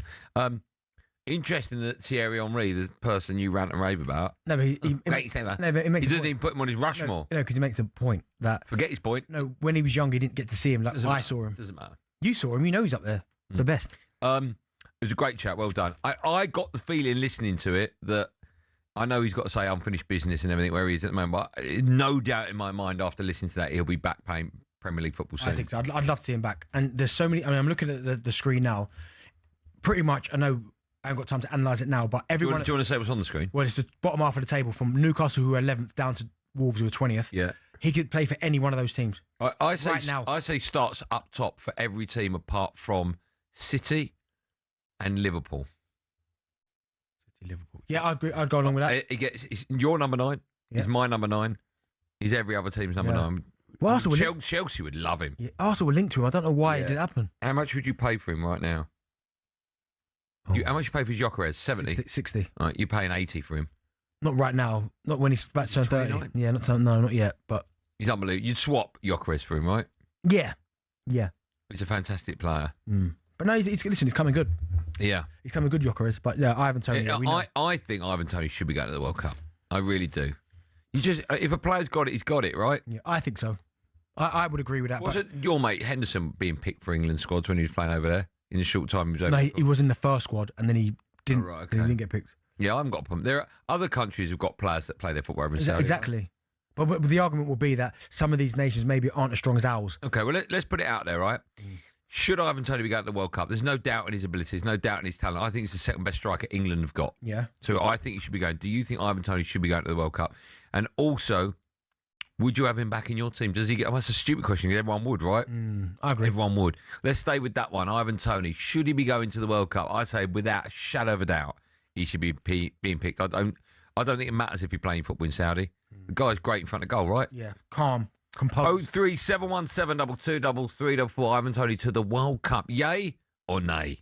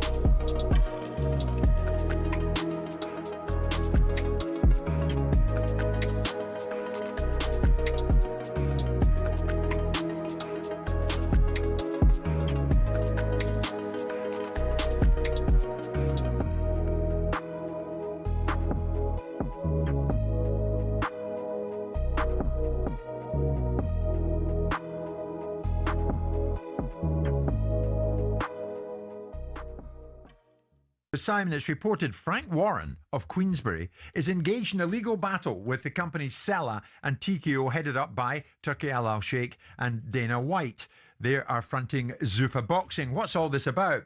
Mr. Warren's company, Queensberry, is claiming that Sella and TKO breached contracts they'd signed with them and went behind his back to form a venture, Zuffa, that aims to dominate boxing. The Telegraph understands this morning that Queensberry will seek up to $1 billion compensation for income the company claims it would have made had the contracts been honoured. Frank suing Turki and Al Sheikh and Dana White. Turki Al Sheikh and Dana White. It seems it's all getting a bit nasty, isn't it? And those who were once friends are very much no longer friends. Well, I mean, they fling writs around like confetti in this space at times, don't they? But I mean, it's kind of in this territory of where I suggested it might be at some point, which is that the Saudis will have their own lifespan, their own attitude towards the boxing industry, and eventually not have the necessity to deal with the Eddie Hearns and Frank Warrens of the world if their ultimate aim is to conquer demand and diminish the sport that they're in by being the sole force in it. Now, Frank Lever has a contract with them. First of all, he was the person that opened the door. Let's not forget that prior to this relationship that's now in the world of boxing in terms of the Saudis being so influential, in 2023, Frank was the gatekeeper, was the intellectual capital behind delivering the outcome of Tyson Fury fighting, I think, Francis Ngannou. And everything spiraled off that. And all of a sudden, everybody was feeding off the Saudi teat, weren't they? In came Eddie Hearn, in came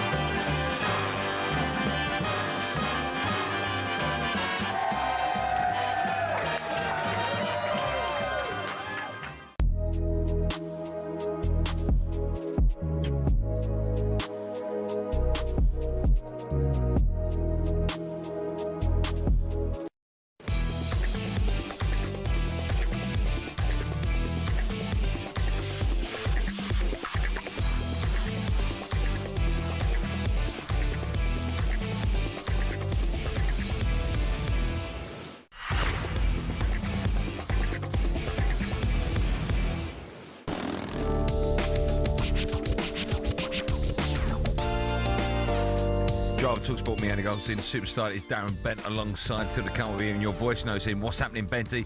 Still time to get them in. That usually means the ones we got aren't that good. So if you've got a really good question for Benty, ask him anything you want. 03717223344. Like, realistically, when do you think you're going to get your hair cut? Like, it doesn't seem that anytime soon. It doesn't. We've got Palace at home at the weekend. I know, but you never know. Palace have got to win that game for you to get a haircut. Yeah. That's Leighton. Very good. What? Leighton, great bet. Yeah. Well done, Leighton. Just quickly, Ronaldo has become co-owner of Spanish second division side Almeria. Coventry came from behind to win 2-1 at Sheffield United last night to move 5 points clear at the top of the championship. Right, we're taking your calls on all things Ivan Toney. He told Darren Bent he'd be open to a Premier League return. When does he come back in? Where does he go? And, more importantly, would you have him at the World Cup? 03717 223344 is the number to dial. Hold on 1 second, everyone, because my screen's frozen. There it goes, back. Right, let's go to Will. He's a Derby fan. Hello, Will. Hello, mate. How you doing? I'm great. I'm very well. How are you today? Oh, living the dream, mate. Just on my way back home from work. Okay, what do you do for a living? I work in recruitment. What area? Aerospace sector. Oh. Or do you mean what area of the country? No, I mean what area? You in aerospace? Yeah, aerospace, yeah. Oh, okay. Is it a good job? Is it a plain job or? But Go on then. What do you want to say about Ivan Toney? No, I just wanted, because I'm going out to the World Cup myself. So I go and watch England home and away. Right. And I think England have got such a striker crisis on their hands that, which, if you look at the bigger picture, people haven't noticed it, because once Harry Kane retires, there's literally no one out there. There's no one coming through the academies. There's no, you go back 20 years, you'd always hear a name coming through, maybe Arsenal, Man U. They've scored 100 goals in the youth and reserve teams, but there's literally no one after Kane. There's no one that we've got who is genuinely world class. It's basically best of a bad bunch in terms of Toney and Watkins. I'm not saying that they're poor strikers, but in any other era, they wouldn't be in England squads. Yeah. You know, certainly in Benty's era, they wouldn't have been in England squads. No. Can I ask? You've got your tickets for the World Cup? Yes. How much do you pay? What have you got? So initially, I was booked to go for 6 games on the Cat 4 tickets, but then the travel club released an email saying that, you know, if you apply now, you'll be eligible. So it basically pushed the cap threshold up. So I've gone from what would have cost me 6 tickets, about $600, to now 3 games that's cost me $800. Wow. How much your flights? So, flights, so I'm having to do 2 trips. So I'm flying into Houston, doing a little sort of road trip, 2 nights in Houston, 2 nights in Dallas for the opener against Croatia, and then going on to New Orleans for a couple of nights on the Lash, and then back home for a week to work, and then flying back out to Miami, having a couple of nights there, and then it should be on to Atlanta and then Mexico City for the first 2 knockouts. But that's if we finish top of the group. Wow. Well, let me ask you a question. England win the World Cup, or Derby get promoted and then win the FA Cup? Derby get just Benty. I tell you, you should be in the England squad. Well, Hughes, you played with him, right? In terms of footballing brain, there ain't many English midfielders better than him. Listen, I love Hughesy, and I think he's top. But I mean, there are better. But I understand where you're coming from. You've seen him as a young kid coming through at Derby. He does not give the ball away at all. He is made for international football. Yeah. You remember that assist at Wolves? That is just vision. That is. I think it's probably more the finish than the pass, maybe. Thanks for coming. By the way, Will, were you married? Separated. All right. Why was that? You never at home? Yeah, I wish. Thanks for your call. Listen, we're drive time are going to be out in New York, right? If you're in New York when England are playing, come over and see us. We'll be at one of the bars there. Oh, is that at Football Factory at Legends? No. Is it? Yes, it is. I'm being told it is that one. Yes. Yeah, I've been there before. Yeah, I remember watching Derby beat Leeds there. Yeah. All right. Okay. Well, we'll make sure you come say hello to us. All right, mate. All right. Have a good day. Thanks, Will. Cheers, lad. Let's quickly take another one. Can we take one more? Joe says, go on. Okay. Damien is a West Brom fan. Hi, Damien. Hello, gents. How's your afternoon going? Good, thank you. What a lovely question. It's great. How's yours? I'm just driving home from work as well. Yeah, it's going great. All right. What do you do for a living? Me, I'm in the Royal Navy. Oh, okay. You enjoy it? Yeah, it keeps me off the streets. It's a good job, yeah. Good advert as well. Keeps you on the Made water? in the Royal Navy. Great advert, that. Great advert. Go on, pal.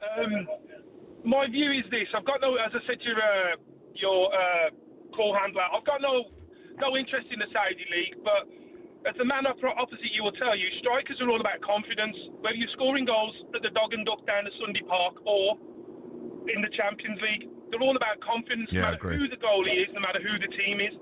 So surely we want to be taking, if he's full of confidence, which it sounds like he is, and Darren can read the man because he's been talking to him, surely we want to be taking players that are super high in confidence with the ability to show the world how good their ability is, and their confidence and ability are at that peak. Whether it's Harry Kane, whether it's Ivan Toney, or whether it's, I don't know, Dean Henderson in goal, for instance, if he's absolutely at his peak and performing better than Pickford, then surely it should all be about the confidence of the player. Yeah, I totally. It's a great. If Ivan Toney goes into the World Cup and he's got 82 goals, he's confident. He's ready to go.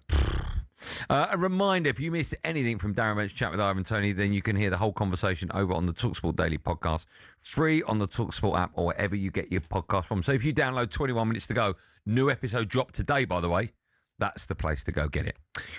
Still to come, we'll be joined by Cameron Hatchard for a bit of Drive Worldwide. First, it's time for No Googling Part 2. We want to know who is the English player with the most goals in a single season in the UEFA Cup or Europa League. Who's the English player with the most goals in a single season in the UEFA Cup or Europa League? The answer to that and some surprises coming your way live and Drive and talkSPORT in seconds. Stay where you are.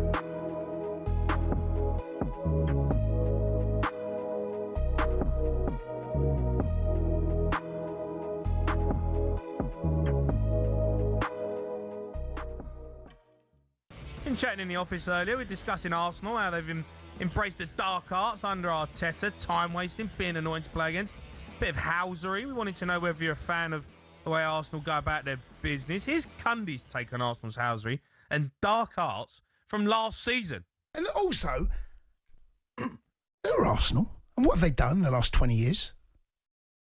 Seriously? How can they be taking that battle there? Quieten yourselves down. You're a good side, really good team, and showed that the weekend. You're probably going to be second again. Yeah. When you win something, then you can shout from the houses. Then you can start doing all this housery. Then it's built on nothing other than, it comes from Arteta.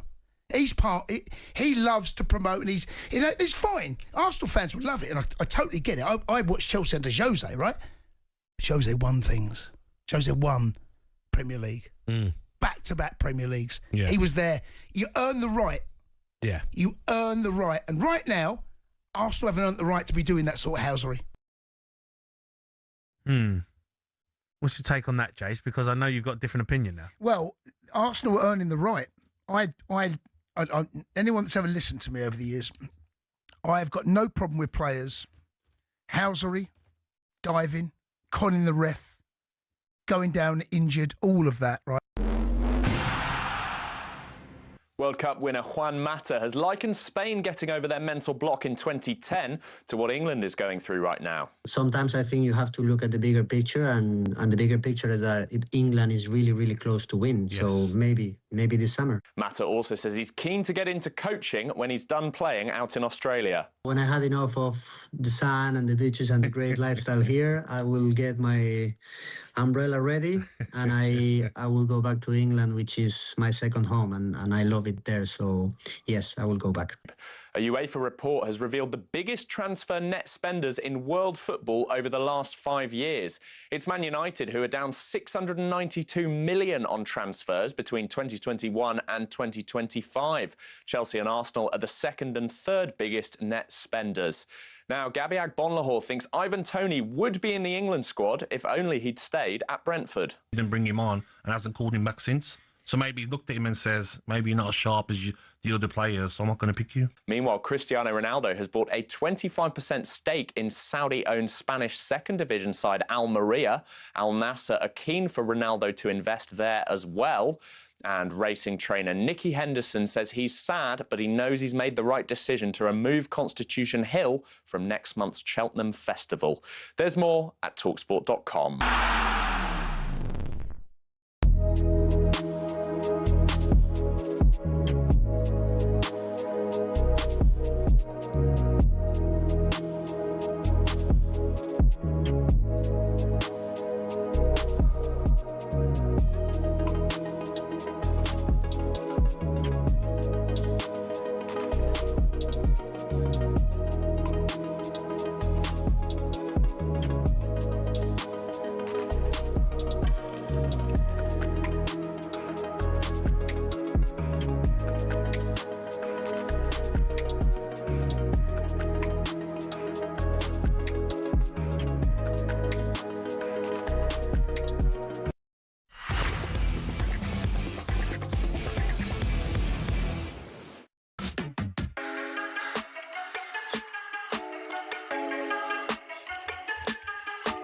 Java talkSPORT, me, Andy Goldstein disappeared. I did, apparently, according to Jack. Couldn't see me through the glass. Couldn't see me. Unbelievable. Before the break, ask a question: who's the English player, Bentley, with the most goals in a single season in UEFA Cup or Europa League history? I'm going to go... What, 11? Not Defoe. Correct. Was it? No, you said not Defoe. Okay. You're right, it's not. Right, Shearer. Yes. Yeah. Check me screen. You cheat. Okay. You No. cheat. No, it's from my kid's life. Okay. How many do you get with Newcastle? You just said 11. Oh, yeah, okay. Well, I told you the answer. Well done, you got it right. Still to come, we'll have some fun with the best bits of talkSPORT. But now it's time for this. Drive worldwide. Why?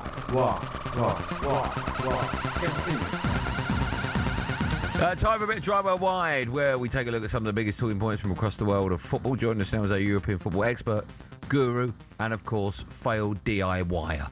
It's Kevin Atchard. Hello, Kev. How are we, chaps? Well? We're good. We're very well. Beautiful. How are you? Yeah, very good. Very good. We've had some great Champions League this week, haven't we? I was just going to ask how your private life is, what you've been up to. No, it's all Champions League, Straight to football. me. Straight to football, and rightly so. Right, where should we start? Let's talk about Dortmund. They were knocked out after a dramatic 4-1 defeat away to Atalanta. How much of a disaster is this for them? They were 2-0 up as well from the first leg. Yeah, it's pretty epic because it's going to have a major financial impact on the club. I would think it would restrict them in the transfer market in the summer, and it could make a difference when they're thinking about whether they can hang on to somebody like Nico Schlotterbeck potentially, because he's their most saleable asset. He's somebody they do want to keep. They do want him to sign a new contract, but there's been no indication of that. And they did miss him, actually. He managed to get himself sent off even though he wasn't part of the team. He's been struggling with injury, but he's still got a red card for his protest towards the end. But if you think how well they played in the first leg, actually, 2-0 up, looked really good, didn't give away too many chances, but they defended so poorly last night. They were 2-0 down by half-time. And even once they'd got it back to 3-1 with a great goal from Karim Adeyemi, they still blew it because right at the end, Gregor Kobel gives the ball to Pasalic, he crosses in, and then Bensebaini, who had an absolute nightmare, does this kind of crazy back flick to try and clear the ball and ends up kicking Kirstovic in the head and drawing blood, and so they gave the penalty. And Atalanta went through. So, yeah, a massive setback. And the worst timing as well, because they've got Bayern on Saturday in Der Klassiker. If they lose that, they're 11 points behind Bayern then in the title race. Wow. And their season's pretty much over. Absolutely. And Kev, PSG, obviously, they eventually made it through against Monaco with a 2-2 draw last night, but 5-4 in aggregate. What PSG are we seeing now, Kev? Because, again, last year they didn't start particularly well, but we know they finished. Where is this PSG compared to that PSG last year? I have concerns. They look tired to me. They don't look as dynamic with and without the ball as we've seen them. And Luis Enrique, I think, is getting a little concerned, a little frustrated by it. Dembele's been in and out with injury. Desiree Doué's had a couple of serious injuries, and we know how good he can be. He played last night and played well, I thought, but just they're not having the same amount of control in games. If you look at the way that a pretty poor Monaco team actually were able to cut through them last night, it was far too easy. And if Wout Vaas scores that header right at the end, then we're going to extra time all of a sudden. And even with 11 against 10, they didn't really dominate. So if they're going to compete to win this again this season, they're going to have to make a pretty big leap because it's not happening for them at the moment. Let's talk about a team that it is happening for at the moment, and then some. I'm talking about Bodo Glimt. They continued their unbelievable run in the competition. They booked their place in the last 16, 2-1 winners away to Inter, meaning they went through 5-2 on aggregate. Did you see this coming? Listen, you know more than most about European football. You've obviously watched them. They play this. In fact, there's some clips going around on Twitter this week of some of the football they've been playing. It's been fantastic. They're also in between domestic seasons. I mean, no one saw this, right? This is absolutely obscene. I think it's the latest leap they've made, but it's the biggest one. So if you look at the list of teams they've beaten, it is sizable in the last 4 or 5 years. You know, they've beaten Roma a couple of times. They've beaten Lazio. They've beaten Porto. But what they've done in the Champions League is just take that up a gear. I think winning in Madrid against Atletico was enormous for them because we knew how competitive they could be on home soil. We knew with the, well, I say soil, obviously the plastic pitch, you know, those cold conditions, all that stuff. But what they proved when they went to the Metropolitano and won a game they had to win was that they could do that. They could go away to a top team and they could win. And what really struck me over the 2 legs against Inter was that they don't play underdog football. They play really sound technical football, great combinations, great awareness of where everybody else is. And you have to give the coach, Kjetil Knutsen, enormous credit because he's been able to create an environment in which those players feel really comfortable. Because 4 or 5 of them have gone away from the club. It hasn't worked out for them in various countries. And instead of trying to stay at that level, they've gone back to Bodo Glimt because they know that's where they're going to get the best coaching. That's where they're going to play their best football. Kev, when you look at the Champions League, and a lot's been made of the more teams that are in it, and they've spoke about the quality. And when you look at like a side like Bodo Glimt, or, I mean, I sillily picked Karabakh to beat Newcastle, but that was probably the wrong choice. Probably. Yeah, probably. I thought Karabakh had a chance over the 2 legs, but I got that wrong. Right, Kev? Do you think we'll start to see more and more teams like Bodo Glimt that maybe we're not aware of start to progress maybe to the latter stages of the Champions League? I hope so. I mean, we've had surprises before, but what we generally don't get is surprises from outside the kind of top 4 or 5 leagues. So you might have a Villarreal under Unai Emery get to the semis, and that's a surprise. You had Ajax get to the semi-finals and nearly get to the final before Lucas Moura managed to turn that around for Spurs. But what we haven't really had is a run for a while from a country like Norway. There is something really quite unique about Bodo Glimt. I think it's not even something I think you can massively replicate, because if you think of the big change they had, before 2020, they'd never won the league, let alone, done anything in the Champions League. But they've won the league 4 times under Knudsen. They work with an old Norwegian Air Force squadron leader who worked with them on mindset and changed loads of things, changed completely the way they look at things. And I think that's still got an impact now. If you look at the way they're dealing with the fact they shouldn't really have match sharpness because they're not playing league games, but they look super sharp, super focused. It's a really difficult thing to replicate. Is it so bad? They are special. Is it bad for UEFA if they were to win it? It'd be great. Would it, though? It'd be great for you. You're snob, you, Andy. What Andy's alluding to is, Kev, he doesn't like seeing smaller clubs win these trophies. He likes to see the roll of honour with big names on it. That's what he's alluding to. I'm being poorly represented here. What I am asking the question is, UEFA, my understanding is they're all for a superpower, Super League. And so surely the last thing they want is one of the big heads not winning it. I'm not sure UEFA are for a Super League. They've spent quite a lot of time and money fighting off a Super League and seem to have been rather successful in that. No, but the reason I said it is because they've obviously opened the competition. They want more teams. That generates more money, so they can become wealthier, right? Yeah, look, I think if Bodo Glimt were to have a run, it would create incredible interest. I think it already has. I think we're all talking about it. They play great football.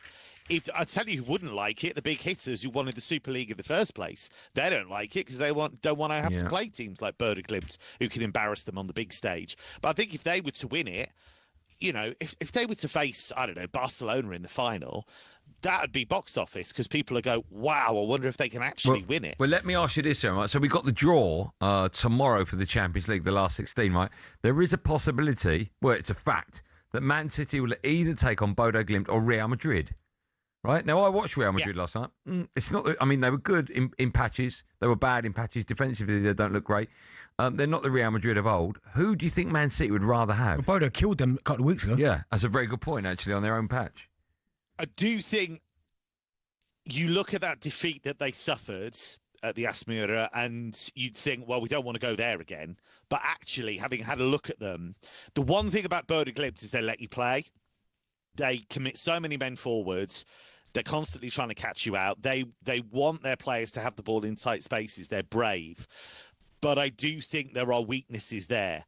And I think a team like Manchester City, with the quality that they have, I'm not sure they would get burned twice. So I understand the logic behind looking at Real Madrid and the weaknesses they have and thinking, actually, we could take them on because they've beaten them already. But Bodo Glimt, I think Pep Guardiola he'd be in the lab and he'd think, right, where do we go wrong? What do we mess up here? And I think he'd be able to make those changes. So if I was Bodo, I'd want Sporting. Put it that way. Sorry, I'm looking at the teams that the English sides could actually meet. Every single side, as you would imagine, of course, it's either or. Tottenham, they're in real danger of going down. They really are, right? They're also in a situation where if they were to get a decent tie, they could find themselves in the quarters, and then from then on, I'm not saying it's toss of a coin, but I mean, there's 8 of you left, right? If they get Galatasaray, do you fancy them to get through to the last 8? More than I would if they got Atletico Madrid, put it that way, because that's the other potential meeting. The problem is the injuries, right? They've got so many injuries. But in European football, certainly in the Champions League, they finished 4th. They are flying at the moment. It's they quite are. Bizarre. I would look at who they've played, and I would put a couple of caveats in there. I don't think Tottenham can win it, for example. I wouldn't put them in the group of teams I think will win it. But if they face Galatasaray, I thought Galatasaray were hopeless last night. Honestly, I thought, and I suspected that might happen, that if they conceded the first goal, they would crumble a bit and not really know what to do. And look, fair play to them for turning it around in the end and finding a way. But against 10 men, I mean, they made Juventus look like they had 12, not 10. So, that would be, for me, the more straightforward side, because Atletico Madrid at the moment, they are playing some incredible attacking football. Well, let me just quickly run through the English sides and their either-ors. You just tell me who you think they would rather face, i.e. who's the easier tie, okay? Yeah. So Arsenal will either play Bayer Leverkusen or Atalanta? I think Leverkusen's the easiest tie right now. Okay, Chelsea will face either Newcastle or PSG? I think you'd want Newcastle. Okay, Liverpool, Atletico Madrid or Galatasaray? You're going to go Galatasaray? You would want Galatasaray, yeah. City, Glimt or Real Madrid? You've said they'll rather take Bodo Glimt? As well as Bodo Glimt are playing, you'd want Bodo Glimt. Okay. Newcastle would either take on Chelsea or Barcelona. It's the flip, but which one would they prefer? Do you know what? In a weird way, Barcelona, for them, because I think they've got a real threat in behind, I think they're not a great tactical matchup for Barcelona necessarily, even though Barca have beaten them in the league phase. And you've answered the last one. You think Spurs would rather have Galatasaray than Atletico Madrid? I think they would. Okay. I think they would. We would rather have you on our show than not, because you're a superstar. That light switch still annoying me. It needs to be fixed. But thanks for coming. Marvellous. Long may it continue. How? Why? Just why? Just fill it in with a black felt pen or just do it. Look, it's awful. It's embarrassing. I've told you this. Absolute it's garbage. The light on the Go and stick the your black finger tape. in. Go and stick your finger in below it.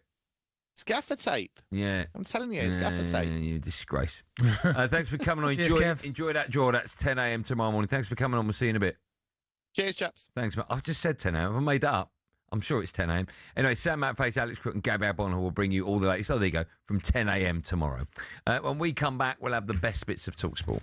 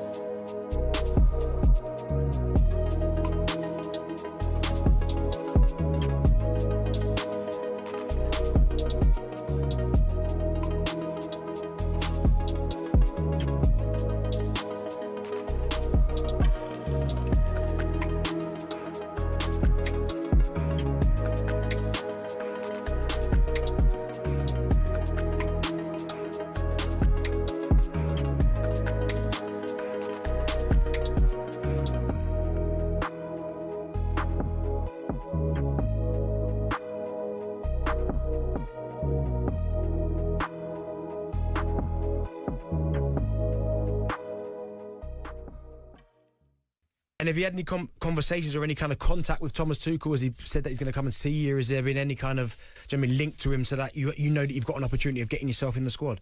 No, there's been no conversation, but I don't expect it to be, because he's got so many other players that he has to be watching also, and I'm sure he'll probably be keeping one eye on me and see what I'm doing. But like I said, I just have to be focused on myself, keep my head down, and keep scoring goals, and I'm sure it will come into his way, and my goal scoring, and it'll give myself an opportunity, I think his only hope is 2 or 3 injuries just before the World Cup.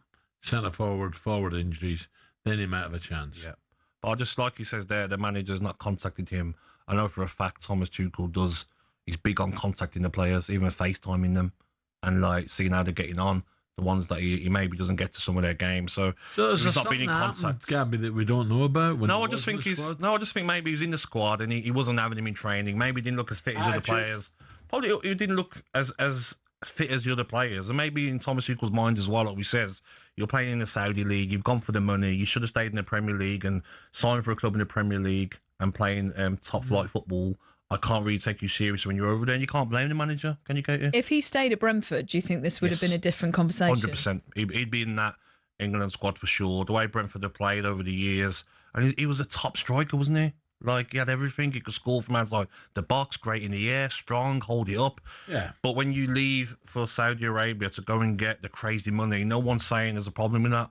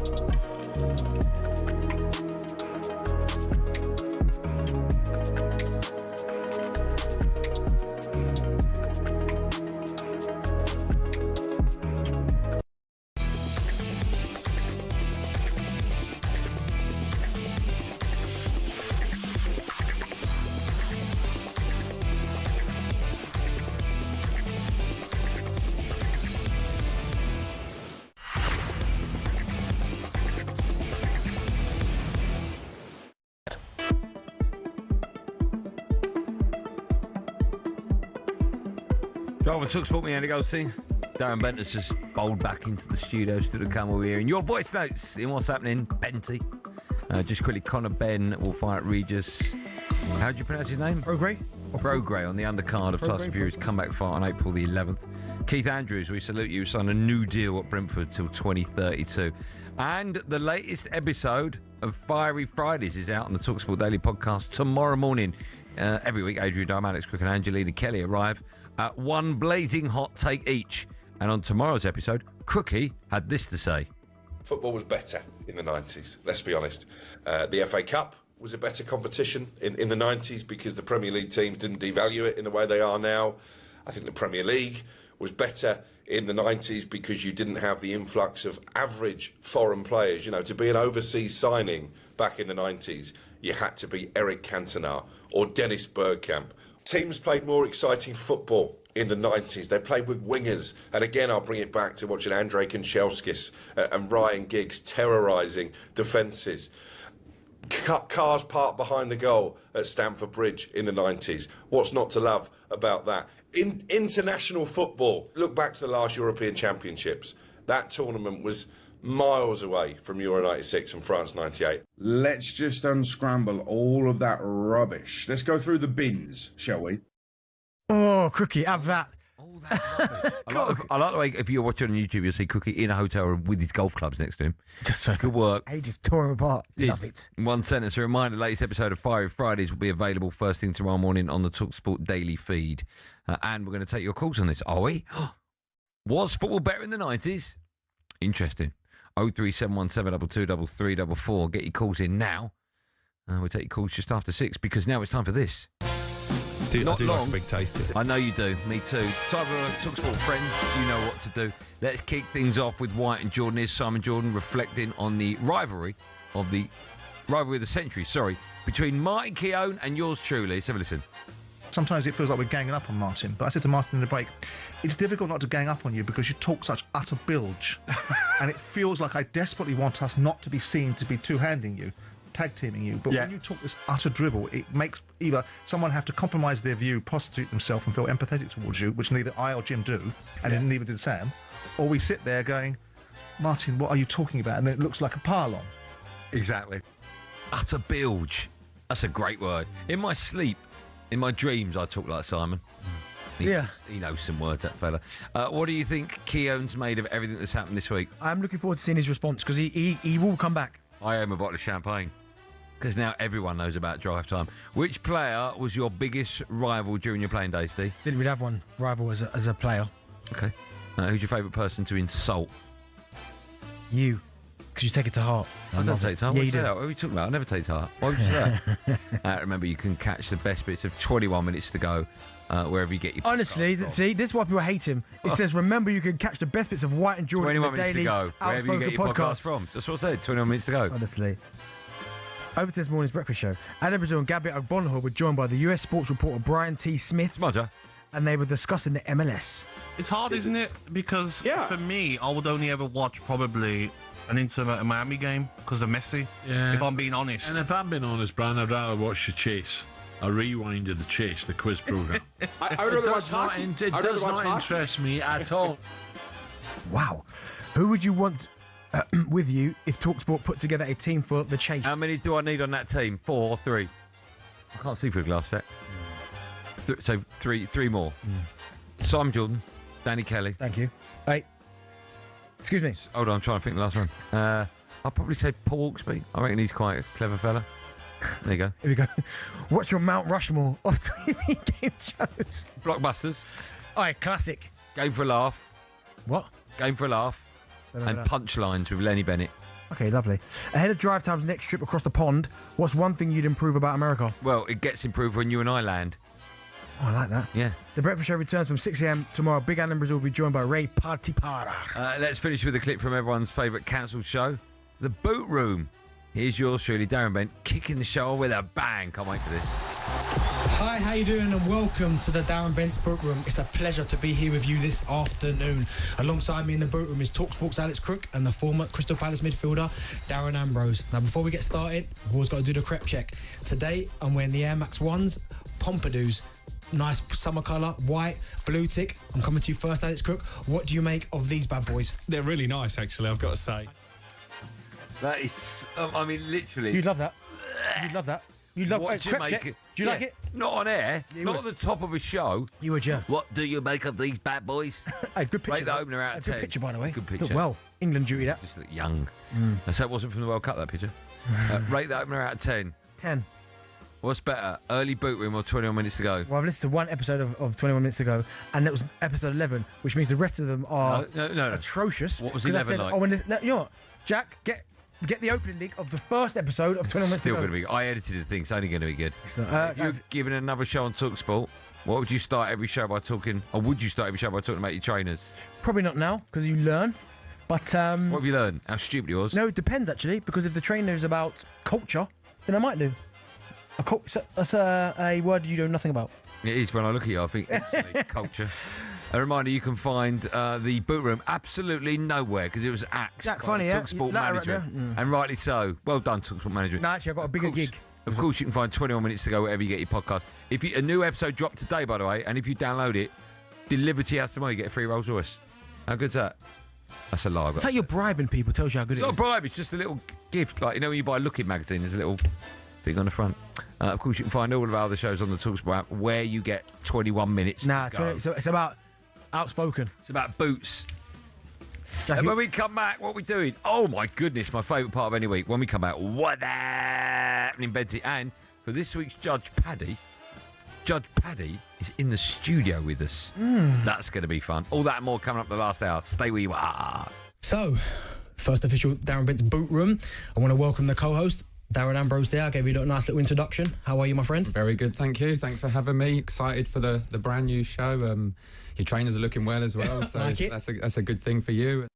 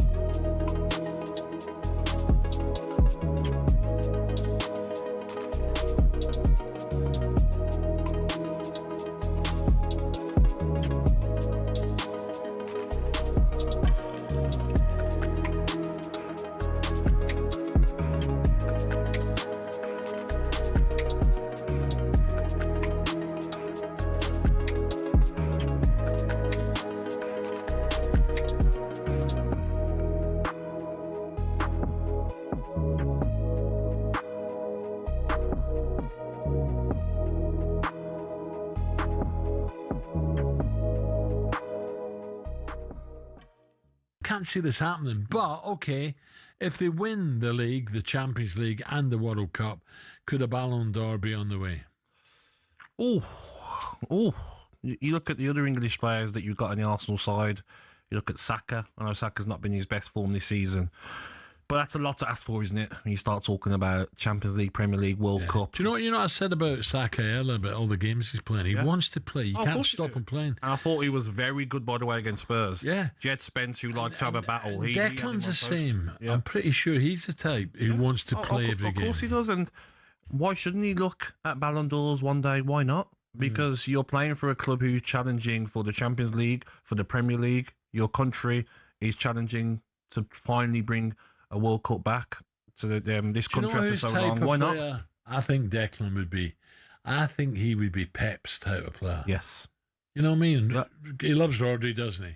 He would love Declan Yeah. when he's sitting in there. But even without the goals, Al, I love about Declan Rice, and I watch him, is like, he's everywhere. He's pressing all across the pitch. He's giving the Arsenal fans that captain feeling about where he plays. He can run with the ball. He's got legs. His passing's top. We've seen the goals that he can score. The 2 free kicks against Real Madrid were outstanding. So, you know, he can take a great set piece. If he can work on those Lampard goals that he wants to score, we spoke about earlier. Corinthian Casuals are a team in the Combined Counties League Premier Division South. Despite that, they're one of the most important clubs in world football. Here's why. The club was formed in 1939 as the result of a merger between Corinthians FC and Casuals FC. Now, Corinthians FC were founded in the late 1800s when the FA's top brass were sick of getting pumped by Scotland every time they played them. As a result, a man called Nicholas Lane Jackson set up an amateur side which would bring in the best players who could all play for the national side. And it worked. It wasn't long before England were dominating the international fixtures they played, and it was largely down to Corinthians. In fact, in 1894 and 1895, they played consecutive games where Corinthians provided the entire England 11. But the thing is, the players refused to play professional football. They didn't believe in it. They wanted to spread the values of sportsmanship, competition, and played for the love of the game. It also helped that most of the players were Oxbridge graduates who didn't need the money. But instead of entering the league and cup competitions, they played exhibition football and toured the world, bringing the beautiful game with them. And it was this which spread the game throughout the world and made it so popular. Most famously, in 1910, they travelled to Brazil. And the locals in Sao Paulo were so impressed, they started their own team under the same name. Yes, the same Corinthians who won the FIFA Club World Cup in 2021, one of the biggest football teams in Brazil. Now, they were global superstars, and despite not being professional, Corinthians drew in the crowds. Everybody wanted to play them, everybody wanted to watch them. So much so, they regularly played the winners of the FA Cup in what eventually became the Community Shield, winning most of the time. They actually inflicted Manchester United's worst defeat, 11-3, a record which still stands to this day. Now, fast forward to today, Corinthian casuals still don't pay their staff or players. The ethos of sportsmanship is still at the heart of everything that they do. And even though they're a side in the lower leagues, if you make the trip to King George's Field in Tolworth just off the A3, you'll most likely bump into Brazilian Corinthians fans who often make the pilgrimage across the globe just to watch their founding team play.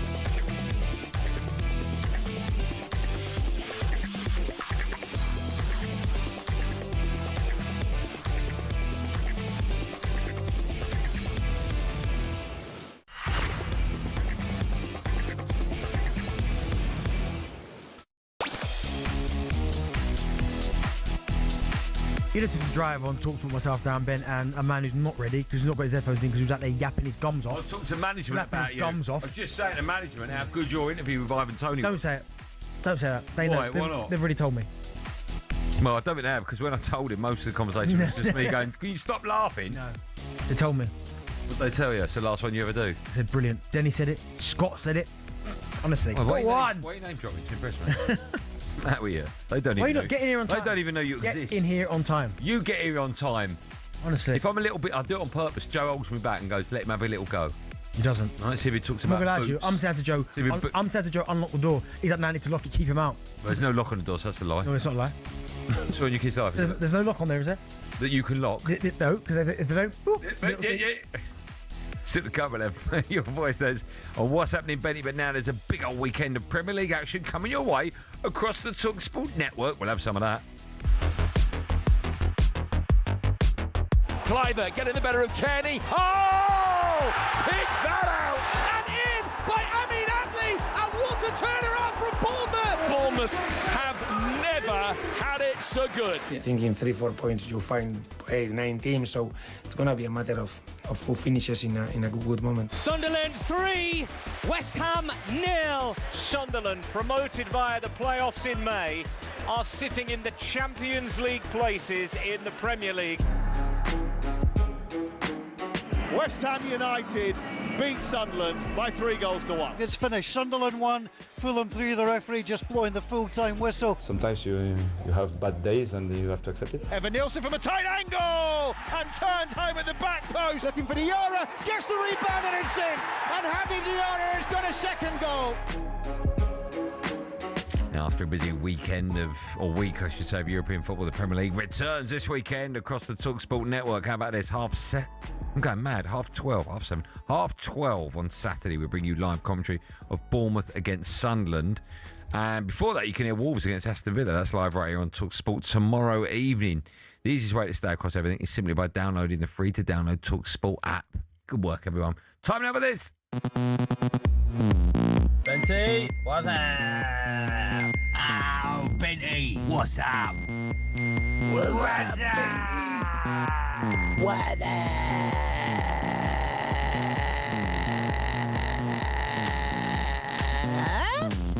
Benty? Yeah, time for What's Happening, Benty. We give you the dance floor to ask for Burton Albion, Lonely, Darren Bent, anything you want. I like whoever writes these, because they're very similar, just WhatsApp voice notes. But whoever's written them says, next to the number one, let's start with this one. I mean, that's brilliant. What's happening?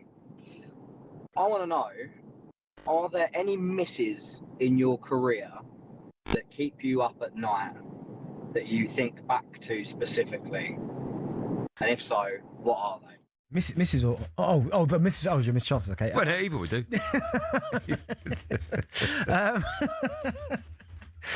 Yeah, I mean, I had that in mind, but I thought, I better not say that. Yeah, No. at Portsmouth. Yeah, when I was at Portsmouth, someone's missus. Yeah, that's it. Was yeah, the Portsmouth one. I mean, What's the Portsmouth? Harry Redknapp one. Yeah, I mean, it wouldn't keep me up at night, and I think a lot was blown out of proportion after the event. I mean, it did keep me up at night, and also it was a game at Portsmouth which he drew. We didn't even lose. We drew 2-2. It's just one of those that had he not mentioned it, we wouldn't even talk about it. We wouldn't talk about it because everyone misses. Exactly. So, can I ask, out of 10, how easy was the goal? Oh yeah, I should have scored it. I'd never sit here today and go, no, it was a hard chance. It wasn't. I should have scored it. Like 9 times out of 10, I would have scored it. It was the fact that he said Sandra would Yeah, that's why it kind of blew up out of proportion. Nasty, that is. Threw you under the bus, didn't he? Yeah, but it's what happens. No, it's not fine, Darren. I'm not happy with it. Oh, do you know what? I appreciate that, Andy. Yeah, no, I'll tell him if he ever... Is he? Okay, fine. Let's move on to the next one, shall we? Was there Benty? Down here, Cambridge. Hope you're well, boys. Just wondering if you could pick an all-time Premier League 11 using just one player for every position, i.e. David Beckham playing centre-half, right wing, up top, all that. Who would you choose and why? I like that. So, I know what I'm choosing. Where are the most key areas in your team? Well, goalkeeper's key. Yeah, so you need someone tall. Someone who can score goals. Where else? I mean, pretty much. I think you need tough centre halves. Do you know what I'm going for? And I've got someone in my head. Hold on. Let me write it down. One player. Yeah. Do you know what I think I'm going for? I reckon we'll both say the same. Say it. No, you can say yours. I've written mine down. Say it. No, just give me yours. I've written mine down. Well, say it. I've gone Yaya Toure. I've gone Drogba. You know, we've both gone for a beast, right? Yeah, I've gone Yaya. I think if you've got someone that's a great goal scorer, yeah, that's part of the problem. Yeah. I mean, he's going to be hard to get past him if he's a defender. Goalkeeper, he's big anyway. Well, that's why I went Yaya, because not only can he was a powerhouse, could play as well, he's a huge unit, could score goals, man. Well, I mean, that season for City, he scored 20 goals plus. I might change mine. Yaya's unbelievable shout. Waz is unbelievable. Yeah? Because Wazza did play a lot of those positions, annoyingly. Yeah. And again, with Yaya, range of passing was there as well. Yeah. Comfortable in possession, could run as quick as anyone, could score goals. Do you think Yaya FC wins the Prem? Oh, yeah, man. You can't make it. I've seen people try to take him up at the kneecap and him still just run through it. Who was that? Stan Petrov. We played with my debut against Man City. I honestly literally saw Stan try to cut him in half and he just ran through him. Jeez. I remember thinking, oh my God. He's in trouble here. Yeah. Good question. Let's hope the next one is a good one. What's happening, Benty? Jack here, Dagenham fan. My question to you is, would you rather win the Champions League playing for Spurs, or would you rather commentate on Arsenal winning the Champions League? Great show as always, guys. Cheers. What a question that is. Yes, what a question, but it's an easy answer. Win it. Obviously, I want to win it. Like commentate against Arsenal, by the way. No, but that's not. No, I'm adding to it. Well, he texted me. No, listen. The fella just texted me. You're adding nothing. I'm winning it. You're beating Arsenal in the final. No, it's not. That's not the question. Oh, I'll add to it. No, I don't want that. So I would win it for Spurs against Arsenal. No. You can ask, if it was against Arsenal, would it make a difference? No, it doesn't matter. Would it make a difference? I've got to win the Champions League would be incredible. Okay. So but that's from a player's perspective. Yeah, I know that. Fan perspective, a bit different. Well, which one? Yeah, no, I'm a player. I was a player when I was okay, yeah. On to the next one. Good question, by the way. What's happening, Benty? Question from Will, Middlesbrough fan, is, was your gamer tag back in the day, and also what was your favourite game to play with the lads on trips and when you were away? Great question. I love this type of question. So my gamer tag is still the same. Mr. Touch Bosch. Mr. What? Mr. Touch Bosch. Touch Bosch? Yeah, Kieran Richardson gave me that. Oh, Touch and Bosch, like you were trading. Yeah, like shooting back. That's what he used to say to me. It was like, Touch Bosch. That's nice. You know you're going to get a million requests now. Yeah, it's fine. I can just feel like it won't clog up anything. Like just. Oh, okay. Well, you delete them all, yeah. No. Man of the people there, Darren Bent. No, and then delete them all. My favourite game to play back with the lads. So what's the one where there's two people fighting each other? Street Fighter. Yeah, but you like that? Yeah, but no, with the lads. So when I was on England duty, we had a period of playing the PSP, and we'd play a game called SOCOM. Was that right? So like, imagine there's 5 of us. We're one team, and there's another 5 lads, another team, and it's a little bit like Call of Duty, where we're trying to kill them, they're trying to kill us, right? Yeah. Friendly game, isn't it? Then when I got to Derby, me and a guy called Jason Shackle, Shaxy used to play Madden NFL. What was he called? Madden. John Madden, the commentator. Oh right, okay. Yeah, I don't know. So we'd None of these are football games. No, we'd carry the portable PlayStation with the TV built into the PlayStation. Just play it on the coach. And how's it powered? It's got it's powered in. You like plug in the power cord. Oh, you got like plugs on the coach. Yeah, incredible game. No, like FIFA, nothing like that. Nah, not really. I didn't really no play fighting games. No, I'm playing Ark Raiders at the minute. Oh my goodness, what a game! What's the principle of that? So I've got a raid, basically go around the Ark. What Ark? Which is like Noah's Ark. Imagine we're is it Noah's Ark? No, imagine we're underground. Yeah. And the surface is kind of like falling to pieces, and they're like basically you got to go up there and just scavenge what you can find, bring it back down, recycle it. But while you're up there, you got to like shoot drones down and stuff. What a game! I'm not doing it justice. How old are you? Old enough. Grown men playing computer games. You wouldn't say to Derek, would you? No, you wouldn't. What? Oh, what? You wouldn't say to Derek. He don't play computer games. Yes, he does. He's the one who told me to download Ark Raiders. So I'm amazed not a YouTube channel about that. You got well, I just think any grown man playing computer, like, where have you got that time from? Where are you doing that? What? When are you doing that? Like mostly weekends for me. In the week, rarely. If I sat playing a computer game, my missus would go like, "What are you doing, mate? You sit at home scrolling for trainers for like 3 hours." No, that's when I'm next to her and she's watching Corrie. Get a portable PlayStation and do it that way. Okay, I'll do that. I'll meet you online tonight. Right, one more. What's up, Benty? If you were given £5 million to open a museum, what kind of museum would you open, excluding football and trainers? Great voice. I'm sceptical about that. Who was that? That wasn't a real voice, that. Oh, well, I'm guessing it was a listener putting on a voice. Yeah. Well, I mean, he's killed me with the trainer part, because that was what I wrote down straight away. Oh. What are you opening? Mine would be a museum of... No, not alcohol. It wouldn't be that. Mine would probably be retro computer games and consoles. No one would go to that, apart from you and Derek. No, they wouldn't. There'd be loads of people. Jack said. Yeah. Mega Jack, Drive. I wouldn't I'll make sure you're banned, Jack. Mega Drive. Atari. Sony Mega Drive. What's the best console? My favourite ever console, it would be Sega Mega Drive. In fact, you got Sega Mega Drive, you got N64, Nintendo 64. Yeah. You got Atari. Do you remember Dreamcast? Yeah, it was Arsenal sponsor, wasn't it? Yeah, for a little bit. Yeah, the Dreamcast. Yeah. I think it was the Cube, Nintendo Cube. That was awful, terrible. I'd say Master System. Yeah. Remember that? Which one? Just write that down. Master System. A lie. Honestly, these. Yeah, I think it'd be computer. I had the Commodore 64. Yeah, see, classic. Yeah, that was when I was 9. I'm now an adult.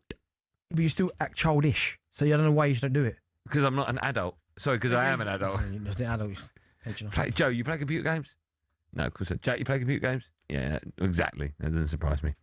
When we come back, it's time for Judge Paddy. I'm quite excited about this. I don't know why. Well, I know why. Because Judge Paddy is in the studio. Fireworks next.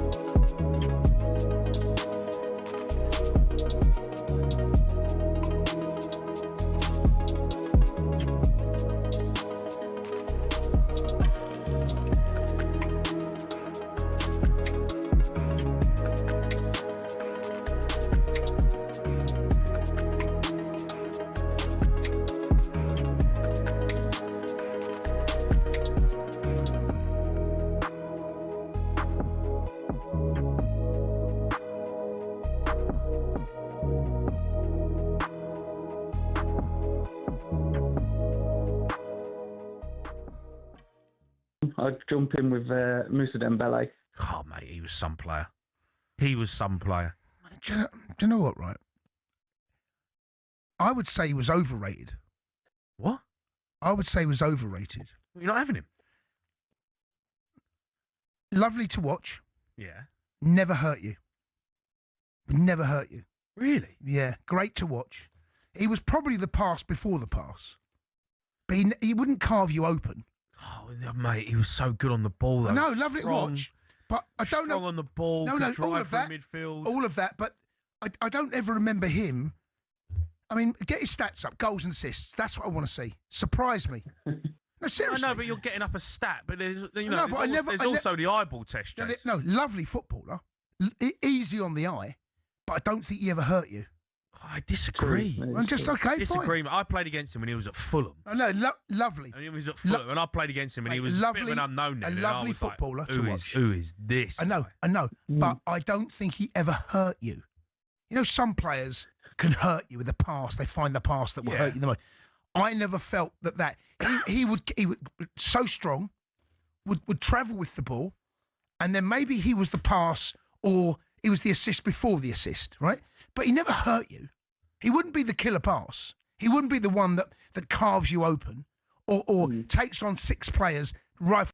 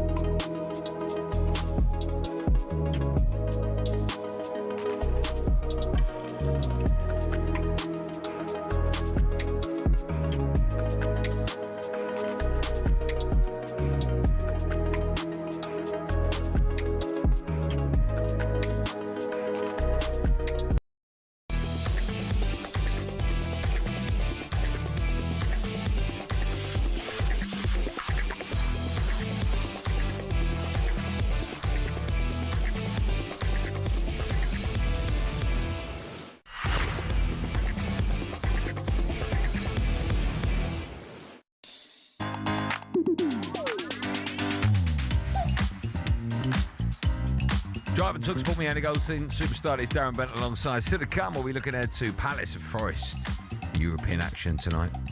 Just quickly, Cristiano Ronaldo has become co-owner of Spanish second division side Almeria. Conor Benn is going to fight Regis Prograis on the undercard of Tyson Fury's comeback fight on April the 11th. Will you be watching all that? Are you going to go? I'll watch that. We go. Just quickly before we move on. Yeah. When Adam Smudger-Smith was in the studio about 3 weeks ago, there was a fight near you. Nottingham. And you went, yeah, I'll go. No, Sheffield. I'll go. Did you go? I went here. I'm working. Sky Sports. What can I do about it? Did you go? What, from Sky? Did you go? From Sky. Did you go? Well, you know the answer to that. What's the answer? No, because I was Again, working. you didn't go. Are we going to Dubois Wardley? Come on, we've got What do you mean? Well, you don't go to any. I go to all of them. No, you don't. Oh, was you there, was you? At Nottingham? I was there for the first one. No, Nottingham. No, I wasn't invited. Well, there you go. You were. You didn't go. No. Time now for this. Objection! Sustained. I sentence you to a lifetime of supporting United. Football Court is now in session with Judge Paddy on talkSPORT with Paddy Power. Very excited about this. Time now for Order in the Courts. We welcome Lewis Richards from our friends at Paddy Power for this week's Judge Paddy, who's here to rule on a topic that Benty and I are going to debate. But he's in the studio with us. How are you, Lewis Richards? I'm good, chaps. I'm good. How are you? It's good to see you in the studio. It's good to... Well, do you remember last week? What did he say? 5'4"? Oh, he's big. See me just tower over. Yeah. You've got your Cubans on today, right? Tall. I thought that when he walked in, I thought, oh my goodness. He's a big old lump. Yeah. Your mum will be listening to this. She's very excited because she's a big Benty fan, right? Huge. She's a Charlton fan? Charlton fan, yeah. I think all her life I didn't follow. Glory, I never Spurs, went to right? Liverpool. No. Who's your team? Liverpool. Liverpool. Are you Liverpool? I didn't know that. So, what are we talking about this week, Lewis? Well, before we move on to that, look at my headphones coming down. Yeah. Before we move on to that, you may have remembered that last week we said that this man's got to do a forfeit. Oh, right, yeah. It's been done. You didn't even know. No. How'd you get on? Take a listen to this. Oh, my goodness. Do you ever feel like a Carry bag. So he's taken up paddle. No, tennis. So he got tennis out the carries bag today. Carrier bag. Great shout out for the crisp. They came in a brown carrier bag. I think it was made out of paper. Do you remember that last image of him? Coming leaving Arsenal. No, remind me. When he had the carrier bag. The one the fella said earlier on. The Brannigans. They came in a brown carrier bag. I mean, I sillily picked Carabag to beat Newcastle, but that was probably the wrong choice. I thought Carabag had a chance. It's your career, isn't it? Carry bags. Sorry, how's that a forfeit? Where's the forfeit there? Saying stuff. I had to get Carabag in 6 times. And that's a forfeit, is it? Yep, done. That's a forfeit? Listen. Who come up with that rubbish? It's our first one, right? Last one as well. You know, we will... Oh, your forfeit, right? Your forfeit is to say a word 6 times. You didn't get it. Oh, my God. Did you refuse that? I can't do that. No, did you get it? How ridiculous. I was very surprised you didn't... When you dropped the first carrier bag a couple of minutes in... He took so much garbage every day. I was sort of going autopilot. Right, what are we talking about this week then? Right, so after all the action last night, and then tomorrow we've got the draw. Got to talk Champions League. Okay. So we're going to find out who you guys think are going to win it. All right, okay. So Benny and I got 45 seconds each to make our case, present our evidence. Lewis, you're going to judge us on our knowledge, stats, delivery, and stuff that we make up. Stuff that I've just been told this. Like, Yeah. I'm going to have to go back to the courtroom and think about this. Okay, know, well, you guys can't because we making need stuff an up. answer today. Who would you like to go first? Listen, we picked on Benny today, so let's go with Benny. Okay. first. Again, I'm always first. Benny, you're 3 hours, 45 seconds to make your case. Begin now. Court is now in session, and it's already wildly unprofessional. Yes, I think Arsenal are going to win the Champions League this season. it. I just think they've had a great campaign. Obviously, 8 games played, 1 away, first time in the club's history. I know they're yet to win the tournament, but when you look at what they've done the last couple of seasons, so they went out to Bayern Munich 2 years ago in the quarterfinals, didn't quite get it over the line. Last season, they went out over 2 legs to PSG again, didn't quite find a way that second leg over in Paris to get that over the line. I just feel now there's a better squad, a thicker squad. Defensively rock solid as well, the best defensive record in the Champions League as well. I just feel like it's their time. And when you look at some of the other sides in Europe, maybe not quite the level that they once were. They've already beaten Bayern, they've already beaten Atletico Madrid. So yeah, I just believe that Arsenal, this is their time to win it. They've got the squad to do it. They've got players that are also coming back from injury as well as playing. Order! Nothing written out there that. Can't wait for Shouldn't this. be written down. You picked Arsenal. Here we go. I was surprised he went with Arsenal. I'm not. Oh, here we go. I don't even Good know. case, though. Okay. All right. My 45 seconds begins on who I want to win. Remember stats and that, yes. Stats. Now. All rise for the Honourable Judge Paddy. Right. Well, it ain't Arsenal, right? For a number of reasons. You support them. Martin Keown supports them. That's probably it, actually. 10 seconds gone. That's all right. Well, I'll choose how I'm going to. Right. It won't be carry bag, carry bag, carry bag, carry bag, carry bag. 15 seconds gone. 6, well done, 6. I don't want an English side to win it. All right, that might be controversial. I don't want an English team to win it. I don't ever see the benefit of another English side getting lots. Who's going to win it? Shut up, my 45. I don't ever see the point. Let me know when there's 5 left. I don't ever see the point of another English team winning it because I don't want another team to get more money than my team and become more powerful, more attractive. So I don't want an English team. Bodo Glimt will win it. That's who I want to win it. Bodo Glimt. Good for the competition. Little club winning it. Go on, the Glimpmeisters. I want to be known as a Glimpet. Were they finishing their groups? That was awful. That was awful. So bad. So bad. So bad. Like, he told Almost me that you I cheat, and I'm like, where's the... He just waffle. Rubbish. Waffle. Well, I don't get paid enough. So we've got to go back to this bit of paper. Right. That's the case he presented. Judge Paddy. Who's your team, Liverpool? You can't pick Arsenal. Do you even need to... Even if he was Doesn't make biased and he picked Arsenal, he actually gave facts and argument, whereas you waffled for like 40 seconds. I'll give you facts. I don't want Arsenal to win it. I don't want an English team How's to that win fact? it. Right, Bodo Glimt would be the... And I can't be bothered to lie. If they do win now, like, clip They won't this. win it. They Wow. won't win it. Well, of course they... Well, They won't win it. wow. Who are you giving it to, Benny? Well, of course. It's awful. I expected more from you. Terrible. I did. All right, well, I don't care. Thanks for coming in. Always a pleasure. When are you next in? What we got? We got Cheltenham coming up, haven't we? Oh, yeah, I'm going to that. I get bit. You going? Yeah. You going? No, I'm all Will you right. get me- He's working. will you Sky get me in your Sports. isn't it? box? He's working. You get me in your box? Well, I get you. You didn't invite me to your Christmas party, so you don't get. You don't get. Sorry, do you think I've got that power? Yes. I didn't even get invited. I didn't go to the Christmas party. Oh, you didn't? Well, do you have work as well? No, I'm not sure to be with other people. Thanks for coming in. Cheers, Maybe I'll see you at Cheltenham. There you go. Thanks, Lewis. There'll be another debate in front of Judge Paddy next week, 18+. Gamblerware.org. Judge Paddy on talkSPORT with Paddy Power. Why is everyone at Paddy Power just having a go at you? Who's everyone? Fitzgibbon. Now, Lewis. Jealousy. Really? They don't see you as a threat. They see me as a threat. Your hair's in bits, mate. You need to get that Here sorted. it is. Fitzgibbon. Why on earth have you got a soundbite of Fitzgibbon in your system?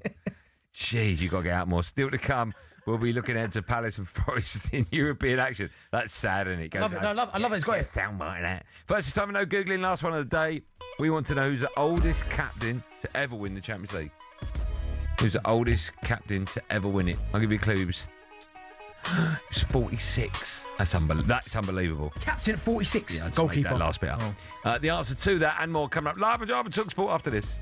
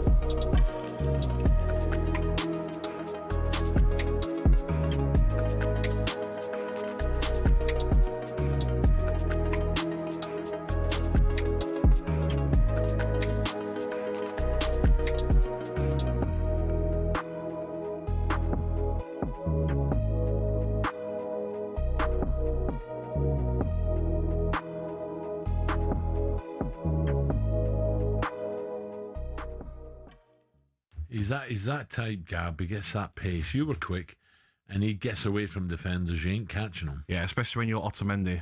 You know, he's closer to 40 Otamendi than he is 30. He was struggling to get back. But look at the finish out. We're just talking there while we heard that clip. For all the youngsters out there that are trying to be a footballer, that's the composure. Because if he took that on his left foot, probably keeper saves it. But to sort of put your body around the ball, open your right foot out, and literally guide it through. Yeah. The Thierry Henry finish, I call it. Which you can also, Gab, open your body out and look at that far post and go to hit it with your right and go the other way. Yeah, reverse it. Yeah, you can. You cheat the goalkeeper. Yeah, but when you bend it like that low as well, it's hard for keepers to get down, isn't it? You can only do that with practice. Yeah. 100%. One and one. Wow, he was on one yesterday. Everything went through him. Mbappe was out injured with a knee issue. And it was just the case of Vinny Jr. was never going to let Benfica win. And what I liked about him is what happened last week didn't affect him. He goes over to the corner flag and still does his dance. How good were Real Madrid? Real Madrid were very poor. Vinicius Jr. Was their best player, but Real Madrid are missing Mbappe, Housen, Bellingham, Rodrigo, Milito. You worried about Bellingham getting back full fitness? No, they did show a clip earlier on in the week at Real Madrid. He's back. He's playing with the Bulls. You know, so that's always a good sign now. It means he's on his way back from his hamstring injury.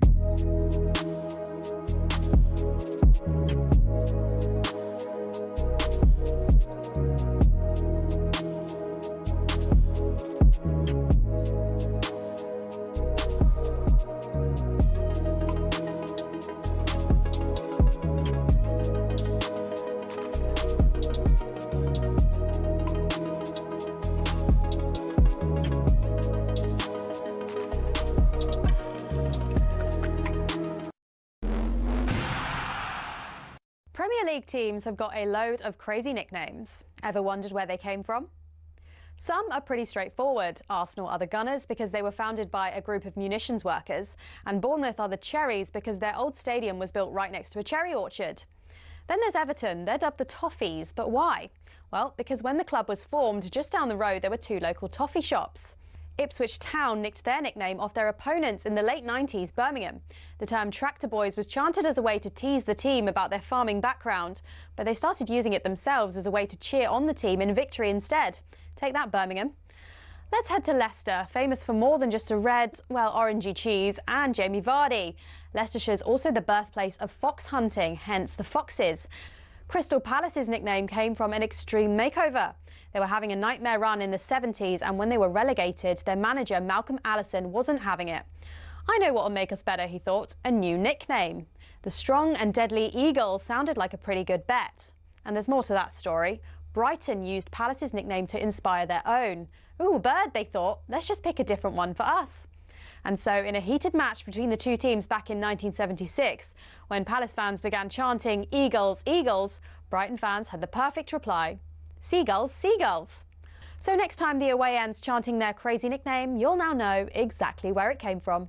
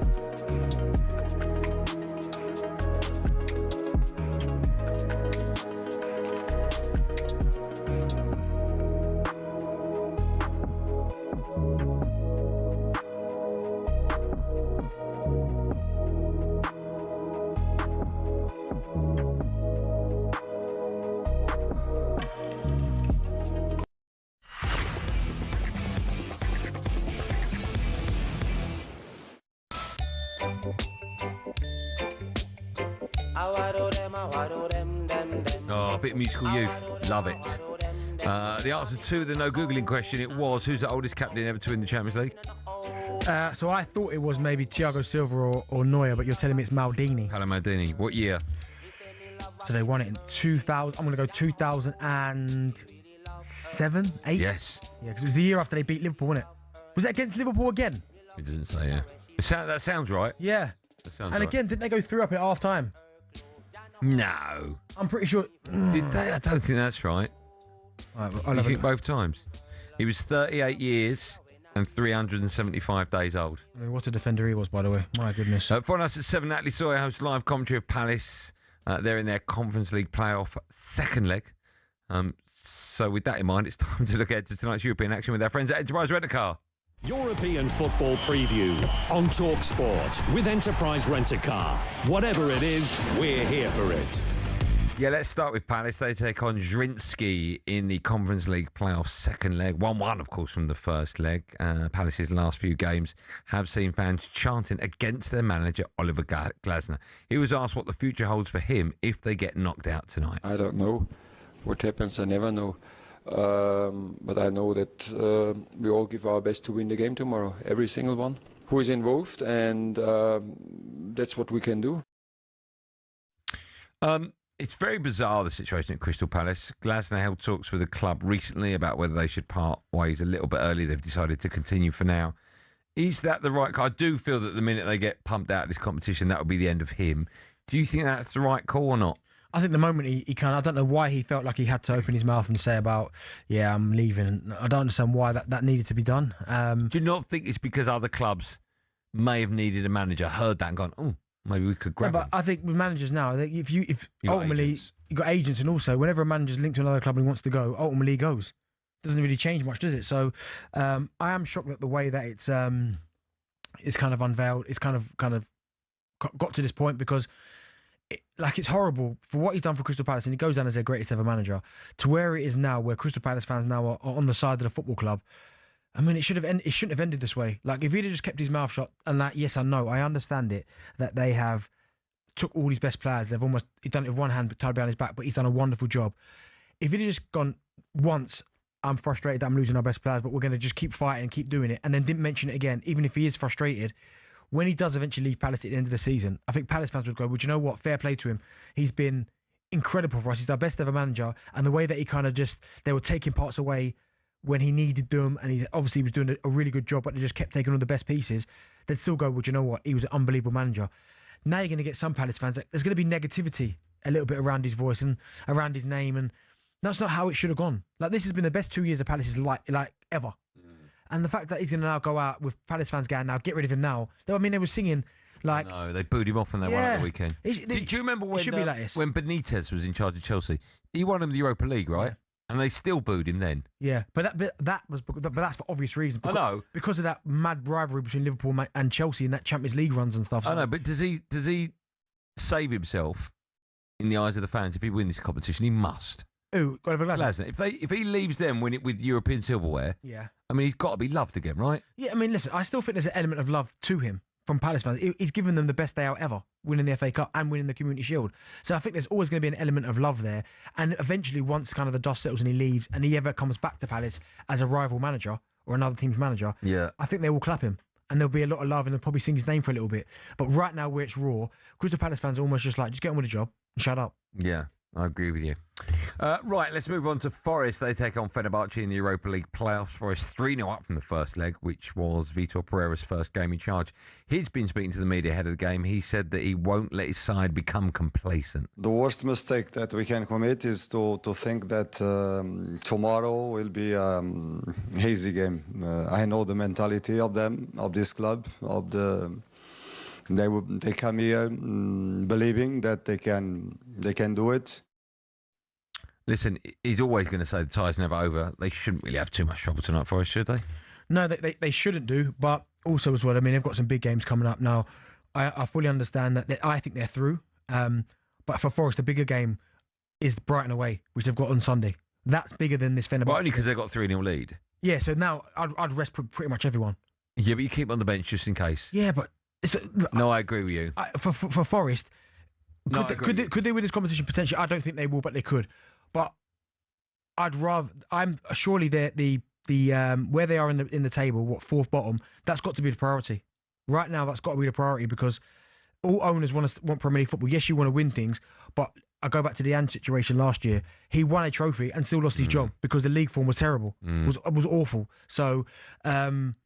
I'd rest as many as I can tonight. I think the job's over. Maybe, as you said, they're keeping him on the bench if worst comes to the worst. Yeah. But the bigger game for me is Sunday against Brighton. Because after Brighton, they've got Man City away. They're not getting anything from that. No, that's a good point. That was a look at tonight's European action with our friends at Enterprise, Rent-A-Car, whatever it is, they're here for it. European football preview on talkSPORT with Enterprise Rent-A-Car. Here for it. Book now at enterprise.co.uk. Right, we're going to go to the phone lines in just a moment because earlier on we played you the latest episode of Theory Friday. It's out now, by the way, on the talkSPORT Daily podcast feed. Oh, well, it's not. It's tomorrow morning, I'm just being told. My mistake. But every week, Adrian Durham, Alex Cook and Angelina Kelly, they arrive with one blazing hot take each. On tomorrow's episode... and the reason why you've called is because Crookie had this to say. Football was better in the 90s, let's be honest. The FA Cup was a better competition in the 90s because the Premier League teams didn't devalue it in the way they are now. I think the Premier League was better in the 90s because you didn't have the influx of average foreign players. You know, to be an overseas signing back in the 90s, you had to be Eric Cantona or Dennis Bergkamp. Teams played more exciting football in the 90s. They played with wingers. And again, I'll bring it back to watching Andrei Kanchelskis and Ryan Giggs terrorising defences. Cars parked behind the goal at Stamford Bridge in the 90s. What's not to love about that? In international football, look back to the last European Championships. That tournament was miles away from Euro 96 and France 98. Let's just unscramble all of that rubbish. Let's go through the bins, shall we? Please. My latest episode of Theory Friday is available first thing tomorrow on the talkSPORT Daily feed. So we'll take your calls on it. Simple question, was football better in the 90s? Leo is a Spurs fan. I'm guessing he's going to say, yeah, his team were decent then. Hello, Lee. How you doing? I'm good, thanks. How are you? Good, man. Who's that in the background? It's actually my Millie. Be quiet.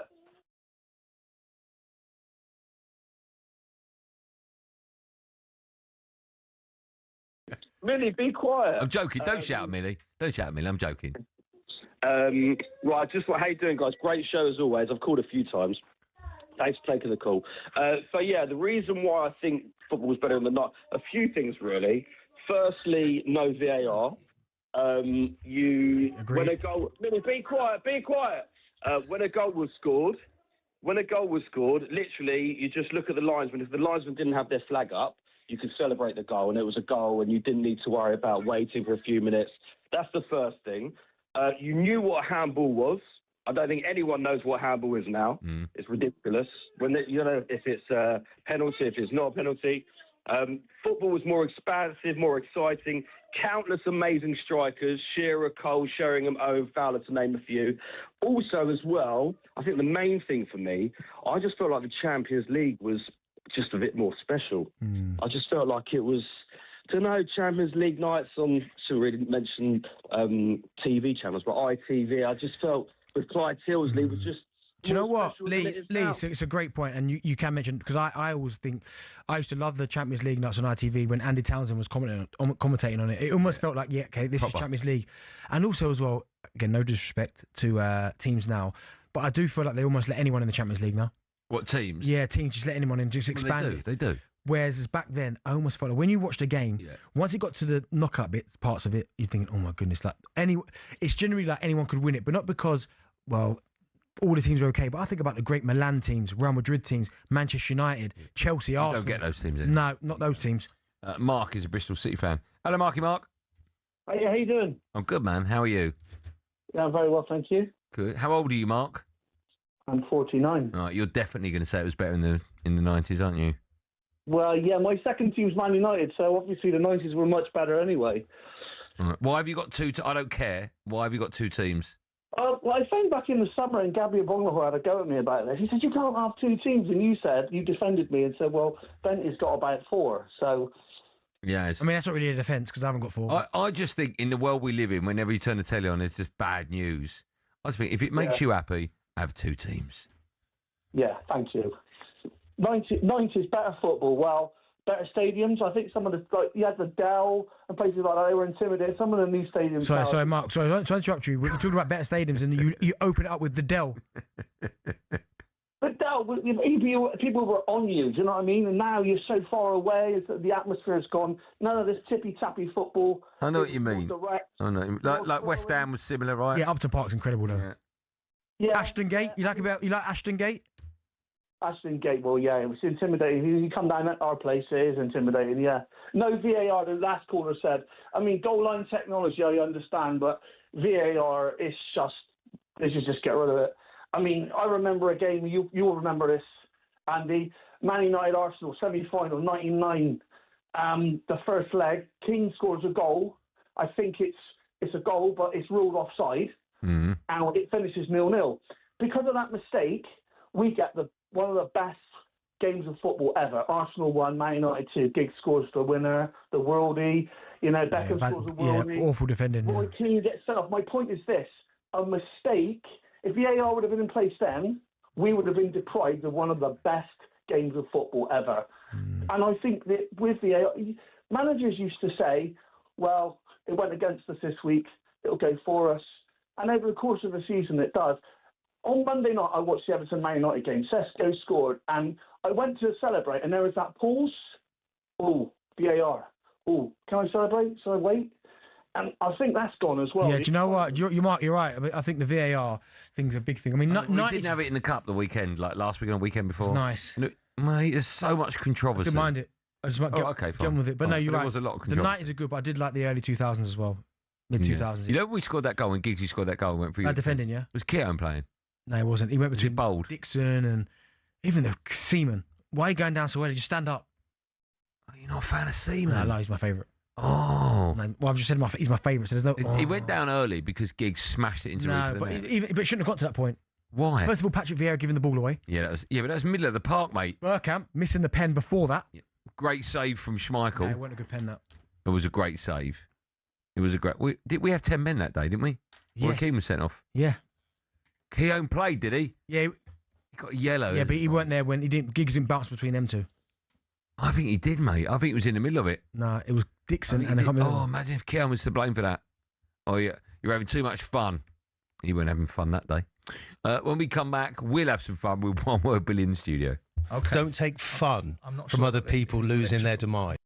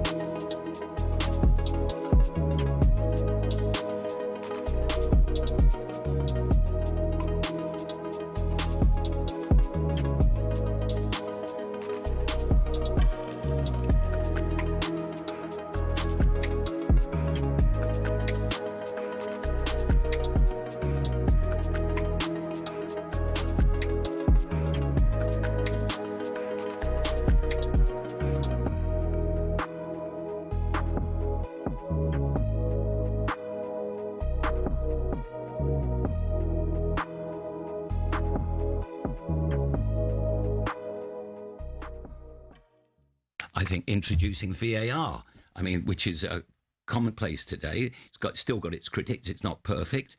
But I believe this World Cup, you will see an improved VAR. You'll have the best technicians, the best technology, right? I think there'll be very few queries. Introducing the Club World Cup was another thing. Women's football, let's just talk about that.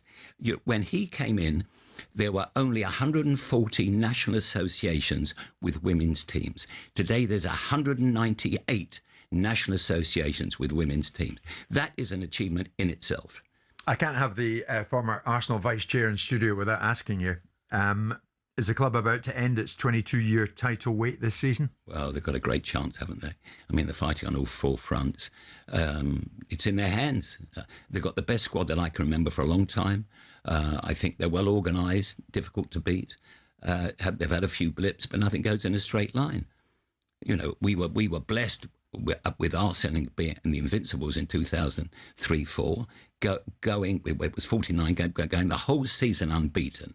By game 8 this year, Jim, all the major teams got beaten. Arsenal got beaten, Liverpool, Spurs, Manchester United, Man City. Everybody lost by game 8, not game 38. That shows how difficult it is to win the Premier League and to be invincible. Talking about the Invincibles, Martin Keown, has he always been paranoid?